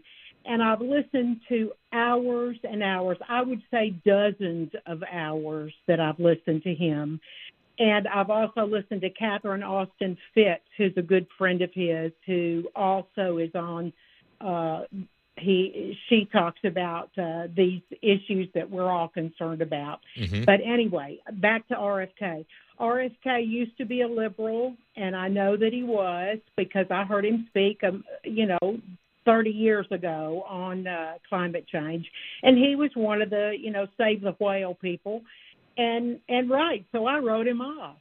But in the past 3 years, the tide has turned, and he has come down from that place to a place of more humility, such humility that his own party has rejected him. His own family has called him insane and weird. And what I see him speaking is truth and humility. And the only issue that I can't agree with him on is abortion. So I won't be able to vote for him, but I pray for him on a regular basis. I pray for his speech. Well, I'm glad that you mentioned abortion, because that's a big linchpin on whether or not you're a leftist in this time, right? It's a deal breaker. To your point about his family calling him crazy and the party turning on him, that really goes to what I was saying, though, because that's over all of his vaccine stances. And yes. But Which everything I agree but everything else is in line with the Democrat Party. He is aware of the deep state. He is aware of corporate takeover of pharma. Totally. And he preaches against that. And even in his conservation and eco talks, he brings it to that deep state, the corporate takeover of the whole issue. Yep. He tries to preach conservation and common sense issues. And he is not where he was 30 years ago on the ecology. He's not there. Okay, but he's coming around is what I'm trying to say. Well, I don't think coming around is good enough. I agree with him on a lot of his vaccine stuff, and I follow Children's Health Defense, but there's some things that I can't rectify with RFK Jr., including when he called for a government-run smart grid that could easily be turned on and off by the U.S. government. When he says that people that oppose climate change should be punished. When did he say that? I got the clip for you right here. This is from I believe 10 years ago. He's talking about. Well, see, that's too far. That's too far back. See, Chris. I don't think we can't take that as his current thinking because the dude is morphing. People are praying for him, and he's morphing. He's changing. But he's still pro-abortion. Well, that's and I've heard him meet halfway on that now, and I just have hope for him. And I'm not going to just stand around and criticize him and make fun and make light of who he is and where he's been, because I take him a lot more seriously than that. I think he is a humble man, and I think God is moving on him. And I think I hope God is moving. I hope so, but everything else points the other way. He's a fan of the smart grid. He once said that 30% of Americans get their information from talk radio, which is 95% controlled by the right. He was disappointed Obama didn't go full Marxist. He was pro Obama. He was pro Hillary. No, but it's really not that far. It's really not that far removed. It's far enough back.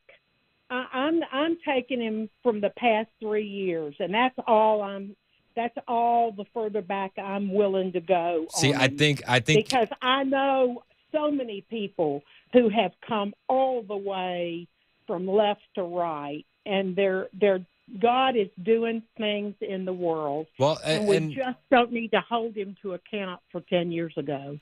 I think that you're right. I think God is moving in the world. I think that there is a mass awakening going on, and I'm with that, and I'm for it. And I hope that RFK Jr. can kind of repent, get himself right with the Lord. But I'm not going to discount some of the dangerous things that he said, as far as smart grids, as far as when he said climate change deniers should be put in jail. I'm not going to bend the knee when he's anti-Second Amendment. These are things that are no deals for me. Well, that once again, I believe that we need to not go back 10 years. We need to stick with 2020 and beyond, because he doesn't sound like the same guy. Well, hey, you know what? I'll agree to disagree with you, and I respect the heck out of you, Bev, for calling and giving your opinion. I appreciate you. Well, let me just tag on with this. My husband is one of the leaders in his company, and it's a national company with over 500 people. And they work with like big stadiums and construction and Vanderbilt and all kinds of places. And we were not vaxxed, and we're not about to get the vax, because my husband is a genius and he is going to do the research. And he did. Love it. And we did not get it. And like you and I have already discussed, my next door neighbors, who are my son and daughter-in-law, had their baby on their bed with a midwife because of this issue. Mm-hmm. And my husband, we were prepared for him to retire early.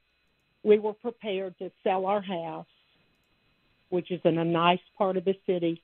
We were prepared to go live in a rural setting and live out our final days, because that was the line we were willing to go for and even die for, because our body is our own property, and it does not belong to the government. Yep, I'm with you. We didn't care who would listen to us and who would not. There were so many people. We've had people on our street die. We've had people on our street have heart attacks because of the vaccination. And, we just, we were willing to take a stand. And I want to encourage people, you're not nuts if you disagree with that and are against the mandate of it. No, and I was grateful to Bill Lee when he said we're not going to mandate that deal. Yeah, no, I was grateful for that too. I was glad he stepped up, and I appreciate the call, Bev, and thank you for chiming in. I still can't discount all of the history that RFK Jr. has just because I agree with him on one issue. Couple issues, but still, I'm not for it. Let's go to Karen in Fayetteville. She has a response for Bev. Hey, what's up, Karen? My head is exploding.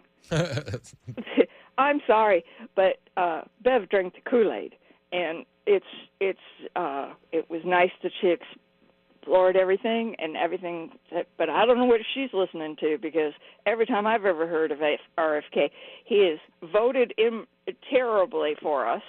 He had the one thing that really turned me off, totally 100%, was when he said, a reporter asked him, why are you so about climate change? And he said, well, I really get all my information from my daughter, and she's at, I forget what college it was, his granddaughter or his daughter, and that's when I thought to myself, so you don't research it yourself?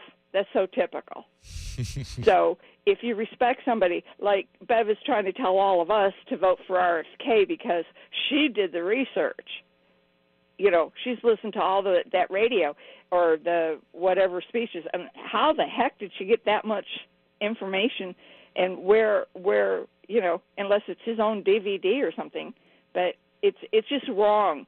And RFK would not make a good president because he is based in the liberal side. Yep. And everybody says, you know, well, JFK would be a Republican today. And, well, is that the truth? You know, he was pushed by his father. Well, you know, I think we're done with the Kennedys, and I don't think we need another Kennedy. And I'm tired of every conservative pushing to all these other people that really aren't true conservatives. It's like, okay, let's push Vivek, and is he a Christian? Nope. No, but this is a Christian country, but we're pushing for everybody else except for Christians to be president of the United States. And that's wrong, too. And, yes, they hung Trump over the vaccine, and I heard your conversation about the vaccine. There's no way I'd put a vaccine in my arm. And the people that were giving it weren't trained properly. Everything was rushed, and I do not blame it on Trump. I blame it on the people that pushed Trump to believe in Fauci. No, I agree with you, Karen, and thanks for the call. I appreciate it. I really do. You know, yeah, RFK, I mean, the only thing I would really want to see him in government is if they wanted him to take over HHS. I think he could do a bang-up job there, because I agree with his stances in that realm. You know what really made me say I'm out on RFK? There's a photo of him walking on an airplane to the bathroom barefoot. Oh. Yikes. Got to have some socks on at least. It's like it really shows your decision-making ability there. Let's go to Daniel. Daniel in Nashville. You have a comment for Bev on, is it RFK's take on abortion? More Bev's take on it. I just wanted to, I think the Conservative Party, you know, partial birth abortions, I think, are murder. Amen. And I don't think there's anything wrong with the morning after pill. And somewhere in between those two things, it becomes murder. And it's such a sticking point because I don't want the government to be able to tell my wife what to do with her body. But at the same time, at some point, the baby's rights come in. Yeah, totally agree with that.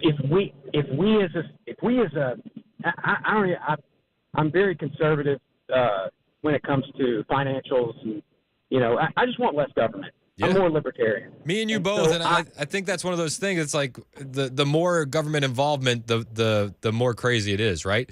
Like right. even if they're going to put in exceptions for rape or incest, you know, somebody can be talked into that. But if the government's involved, do you have to prove to the government that you were raped or incest? And then how does that work in court proceedings? There's lots of hiccups there. The more the government gets involved. Which is why we just need a line in the sand. Yeah. Whether it's viability, 25 weeks, whether it's 30 weeks. But we as a country need to come together on this and find something that most people can accept. Because this back and forth just seems to be tearing us apart. To me, I think we're there right now where it's states' rights. Let the people of the state decide. Roe v. Wade's been struck down. I feel like that's a good starting point. And then if you want to, if you want to go to live in New York and have your abortions, then you know you can vote for those policies there. And I hope that None of that stuff ever gets voted in Tennessee. That's one of the reasons why we chose to live here. I appreciate the call, man. Thanks so much. Okay. No, I get where you're at. I do. All right, we got a bunch of calls coming in. Pete, Barry, Travis, hang tight, guys.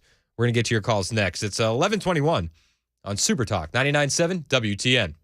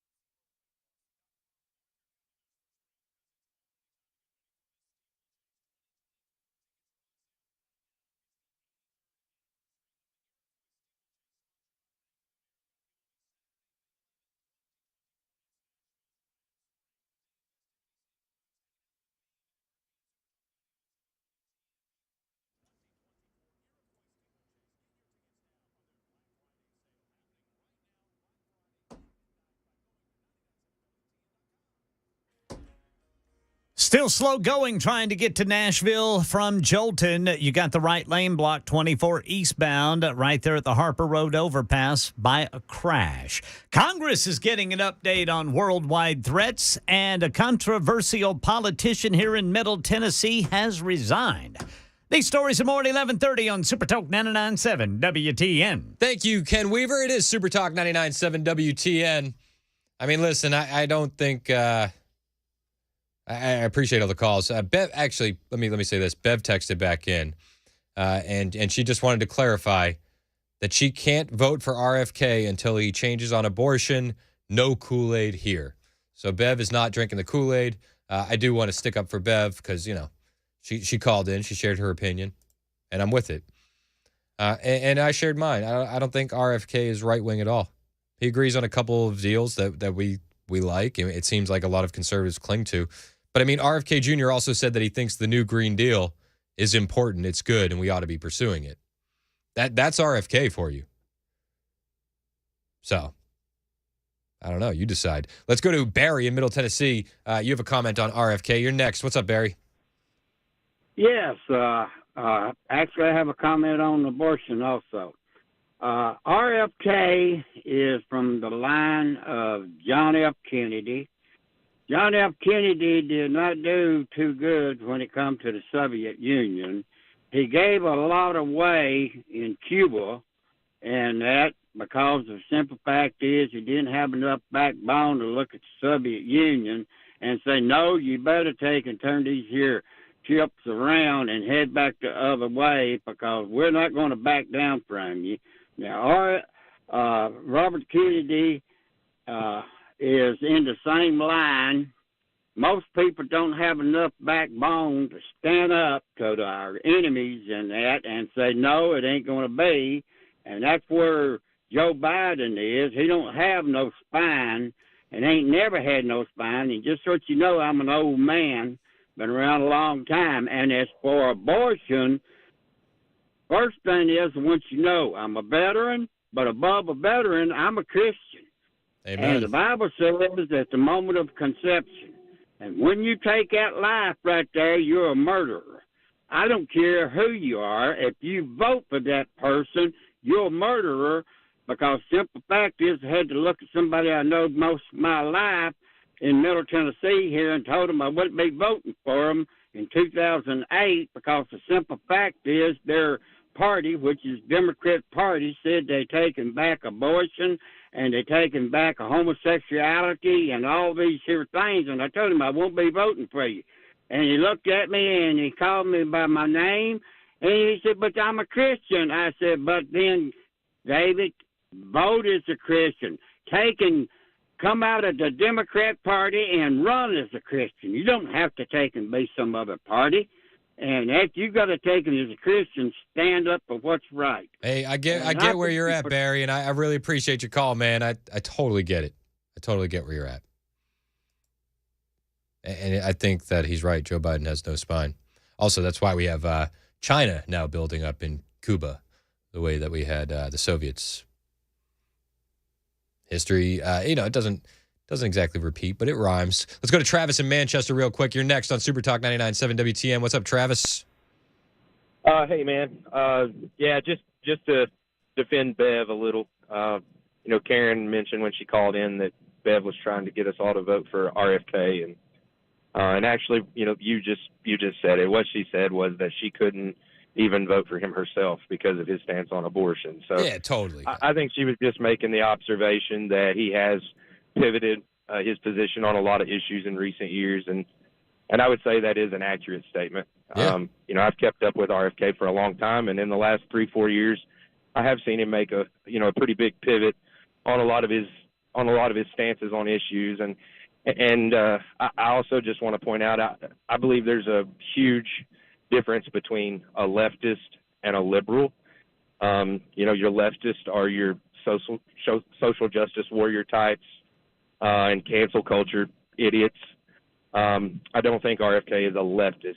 I would say he's a classical liberal. Totally. Where get where sane Democrats were 30 years ago. Yeah. No, I get it, and I think that the definition of classic liberal gets lost. Thanks for the call, Travis. Classic liberals were pro-free speech, anti-war. Sounds like a conservative ideal these days. Weird. 11:30 on Super Talk 99.7 WTN. Ken Weaver in the news.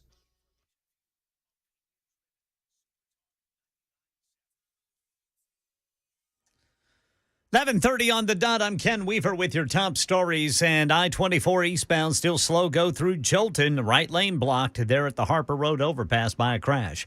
Right now in Middle Tennessee, 2 men are under arrest for yesterday's armed robbery at the ATM in Murfreesboro. That ATM near the Old Fort Parkway Walmart. One of the suspects nabbed at the airport here in Nashville. Police are still looking for a third suspect. Right now in our nation's capital, FBI Director Christopher Wray updating Congress on threats to the U.S. since Hamas attacked Israel on October 7th. We are keeping a close eye on what impact recent events may have on those terrorist groups' intentions here in the United States and how those intentions might evolve. Homeland Security Secretary Alejandro Mayorkas testifying too. Here in Middle Tennessee, an open seat at the Franklin Board of Mayor and Aldermen. Channel 4 says Gabrielle Hansen resigned as alderman on Monday, a day before the board's meeting where her colleagues plan to censure her.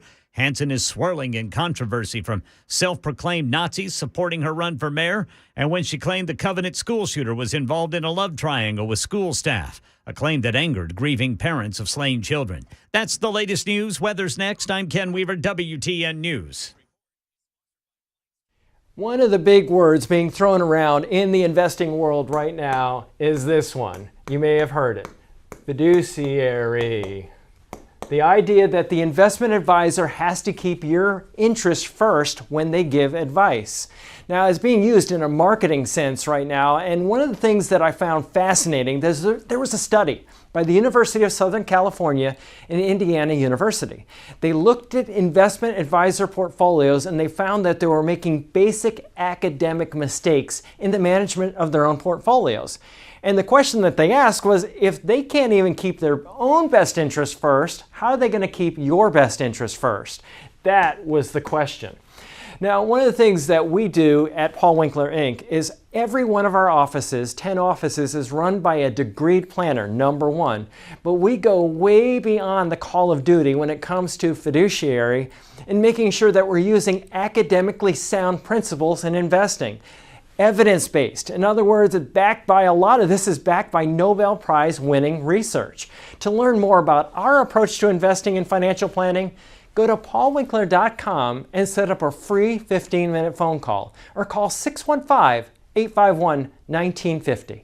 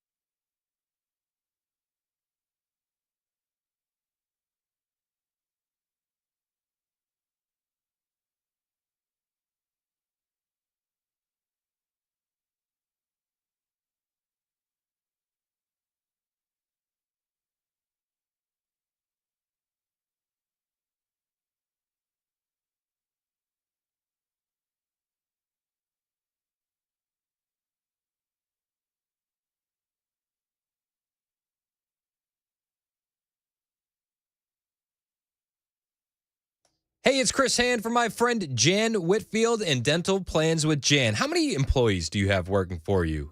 Do you own a small business? Do you have more than 2 employees? Well, that's all you need to get a group plan for dental and vision. I know it is so hard right now to retain your employees. The turnover rate is at an all-time high. And you have to be able to do something to set yourself apart from the competition and make your employees feel valued. Well, one way that you can do that, make your employees feel valued and appreciated, is provide them with a dental and vision plan. It's just a small way to say thank you to your employees, and it's super Easy. Plus, a great way to retain those employees. These dental plans that we're offering are between $27 to $39 a month, depending on what benefits you're getting and how many employees you have enrolled in the plan. But this is the kind of plan that you can also add your spouse and dependents and really give your employees something of value that the other guys in the market aren't offering. It could be the difference between your employees trying to look for work elsewhere or sticking with you. If you own a small business, if you have a salon, landscaping, maybe if you own a daycare or a moving company, this is perfect for you and your employees. Get them the dental and vision that they deserve. This plan that we're offering is one of the largest in Middle Tennessee, super reputable, and Jan Whitfield will explain it all to you. You can go to dentalplanswithjan.com or you can call Jan Whitfield directly at 615-974-9655. The phone call will take about 15 minutes, and boom, you and all of your employees have dental and vision. Super simple. 615-974-9655 or online, dentalplanswithjan.com.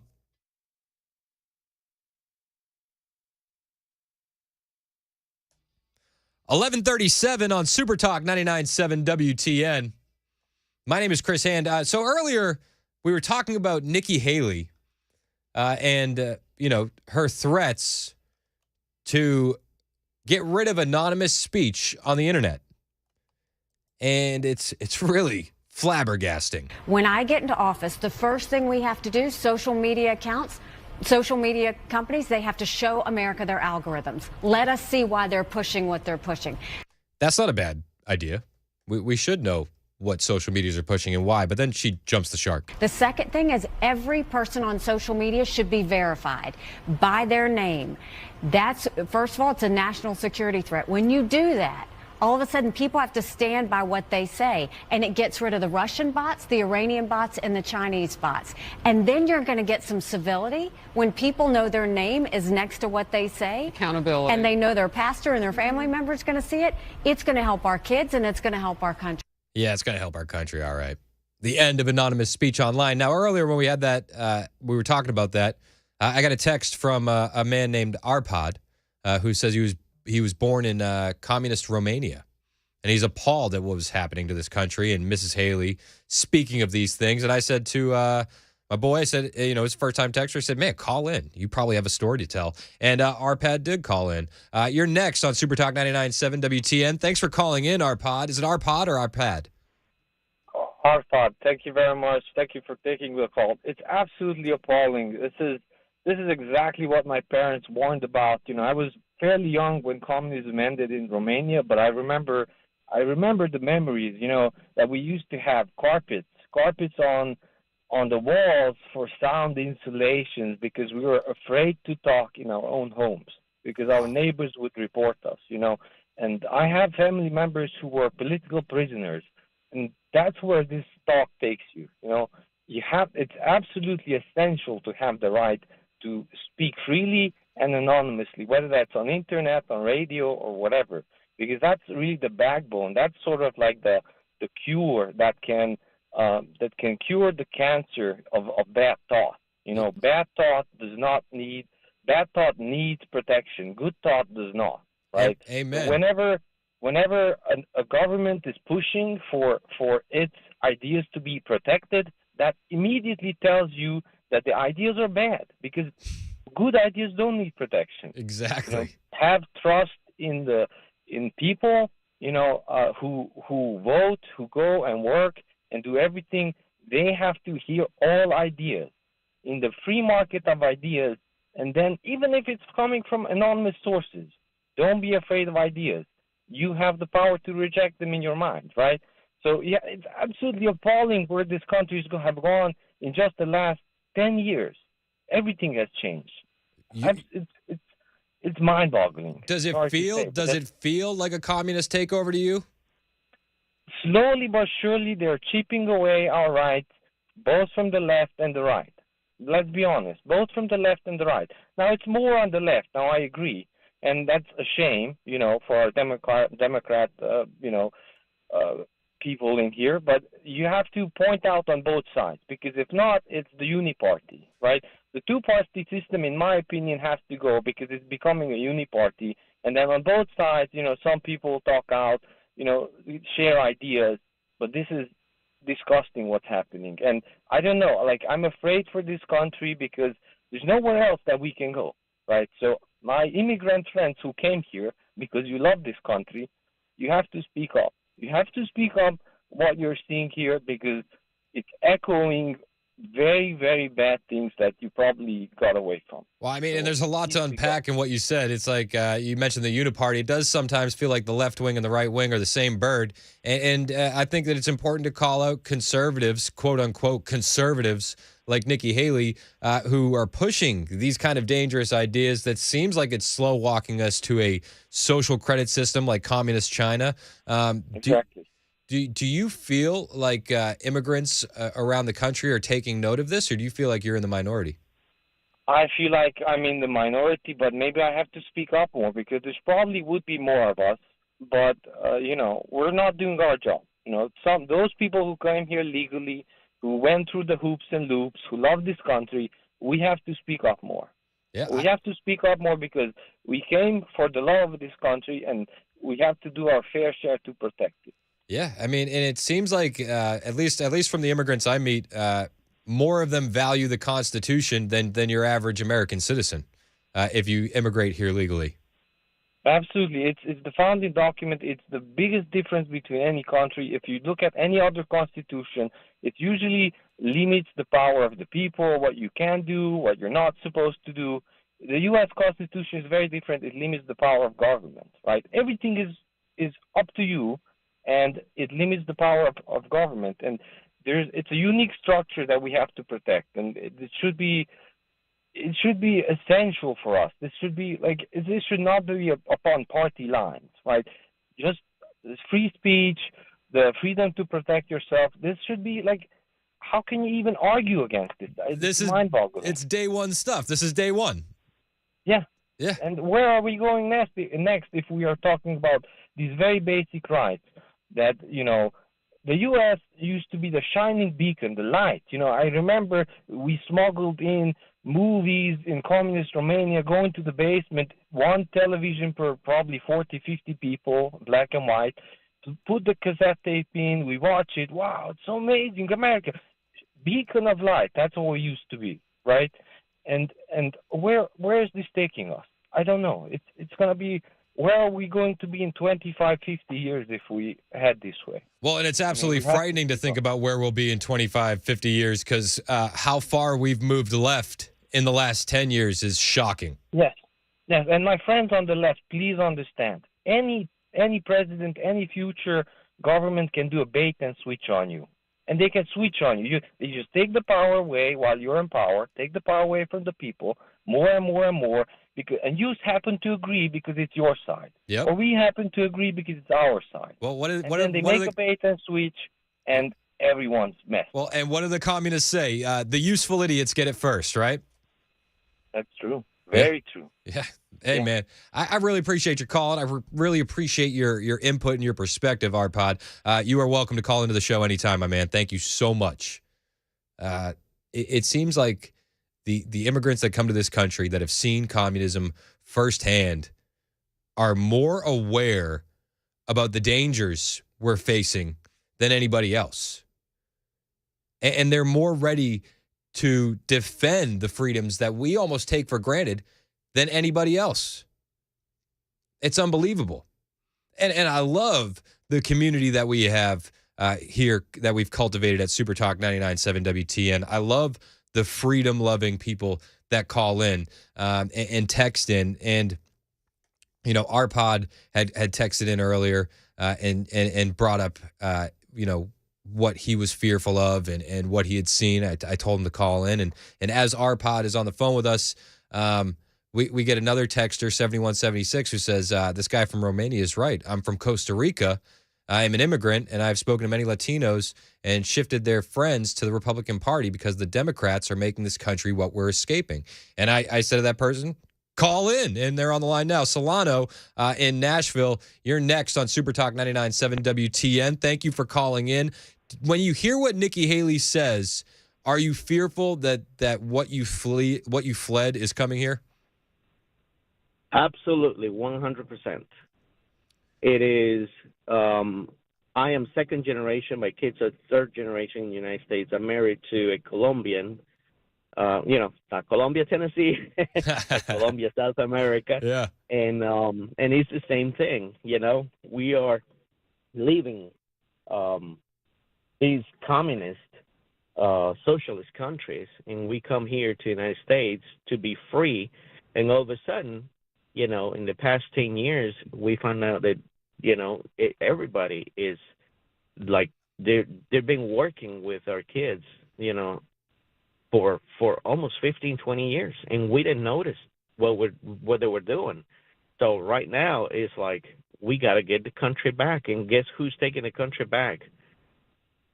The people who came here to escaping from these, dumb ideas, I will call it. I think you make a great point, though. We fell asleep at the wheel with how they were educating our children, and that was one of the first places that it feels like these communist sympathizers have seized was the Department of Education. Yeah, I have a 17-year-old, 14-year-old, and a 7-year-old, and we have really, really good conversations with our 17 and 14-year-olds, and they're not afraid. They're not afraid to speak the truth, and they have they go to a school here in Nashville. They got a lot of kids in the school. They're Muslim. So they brought a shirt because we went to the Ark encounter, and there's a shirt that says the real meaning of the rainbow. Yeah. And they brought it to school. I mean, they were brave to bring it to school, and even Amen. the kids that are Muslim, they were saying like, "That's it, that's it, that's true, Yeah. And I've been talking also to some other Muslim leaders here. Actually, we're in front of a mosque here in Nashville, and that's what they're saying. I also have a pastor who is a Sudanese pastor that meet in our church, and he also says that even the Muslims are just sick of this nonsense indoctrination. Oh, and that's all it is. And I often say it's like I feel like as a Christian, I have much more in common with a Muslim, just from the starting point of you believe in God, and you have your priorities ordered in such a way that I can identify with. And they don't approve of what the left is pushing on kids. Not at all. Not at all. Even the right to believe something different. That's it. That's what they came here for. So you're absolutely right. Hey, Latinos are shifting the vote. Minorities are shifting the vote to Republicans. And I was sending some text, and I must say it. I'm really, really going for Trump Team Scott because I think Team Scott can pull the votes from the African American people, from the Latinos, and also the evangelical vote. So. Hey, I get at least to think about. Yeah, no, I can totally understand your thought process. And Solano, man, I appreciate your call and I appreciate your input and your perspective. You're welcome to call the show anytime, my man. We'll put those guys at the front of the line. Arpad and Solano. Heck yeah, solid takes. Awesome. I love that perspective. I love that conversation, and I love being able to view things, through their lens almost firsthand, and their experiences. It's crucial. It's crucial to understand the threat that we're facing in this country. Currently, the time is 11:49. My name is Chris Hand. This is the Chris Hand Show. We're going to check in with Murphy. He's hanging out with us. He's coming on the air at noon. Brian Wilson on the air at 3 o'clock. But hang out. We'll see what's up next on the Murphy Show in mere moments on Super Talk 99.7 WTN.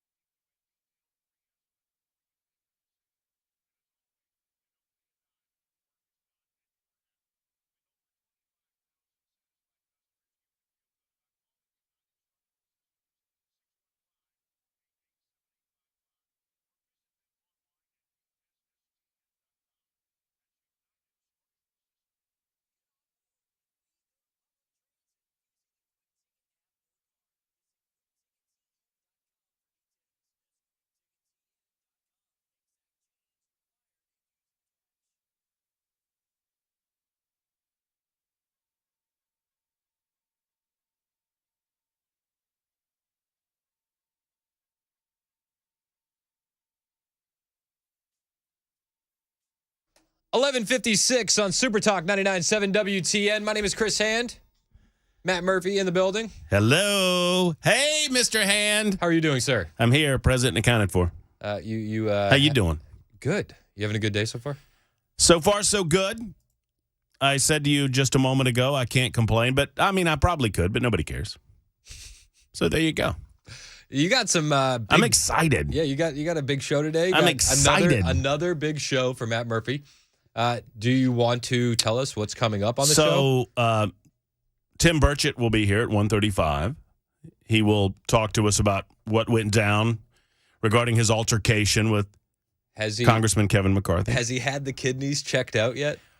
You know, I think he's overplaying it a little bit when he's doing an interview like 30 minutes later. They still hurt. They still hurt. Like, come on. I don't know that they still hurt, but at the same time, I mean, it's pretty obvious that Kevin McCarthy, I've been to D.C., I've seen these hallways.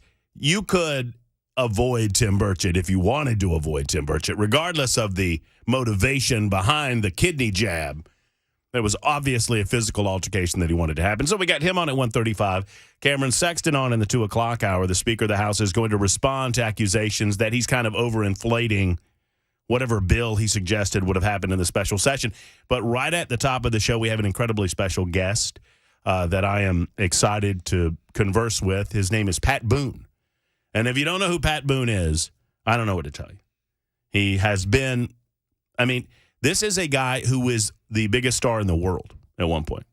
Crazy. Pat Boone was the biggest star in the world at one point. Yeah, he just got. Is he here? Yeah, he just got here. Oh, I'm very excited. I know. You came in, you were like giddy. I know. So we're going to talk to Mr. Boone coming up in just a couple of minutes. And how do you got to tell me your secret? How do you get these big guests to agree to come on the Matt Murphy show? I don't even get response to my DMs. I lie to them, Chris. I lie to them. Nailed it. I tell them. I tell them I'm a big deal, and I lie to them. That's actually great advice. I'm taking notes, Chris. You write that down? Yeah, I'm writing that down. Write that down. Chris Hand is a pretty big deal. Write that down. Say that a lot.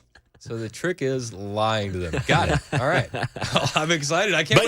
But you have to be prepared on the back end for the disappointment in their face when they realize. Oh, I'm always prepared to disappoint people on the back end. Don't worry. It happens quite often. Well, thank you for joining us today on the Chris Hand Show. We are back tomorrow with so much more. It's Super Talk 99.7 WTN.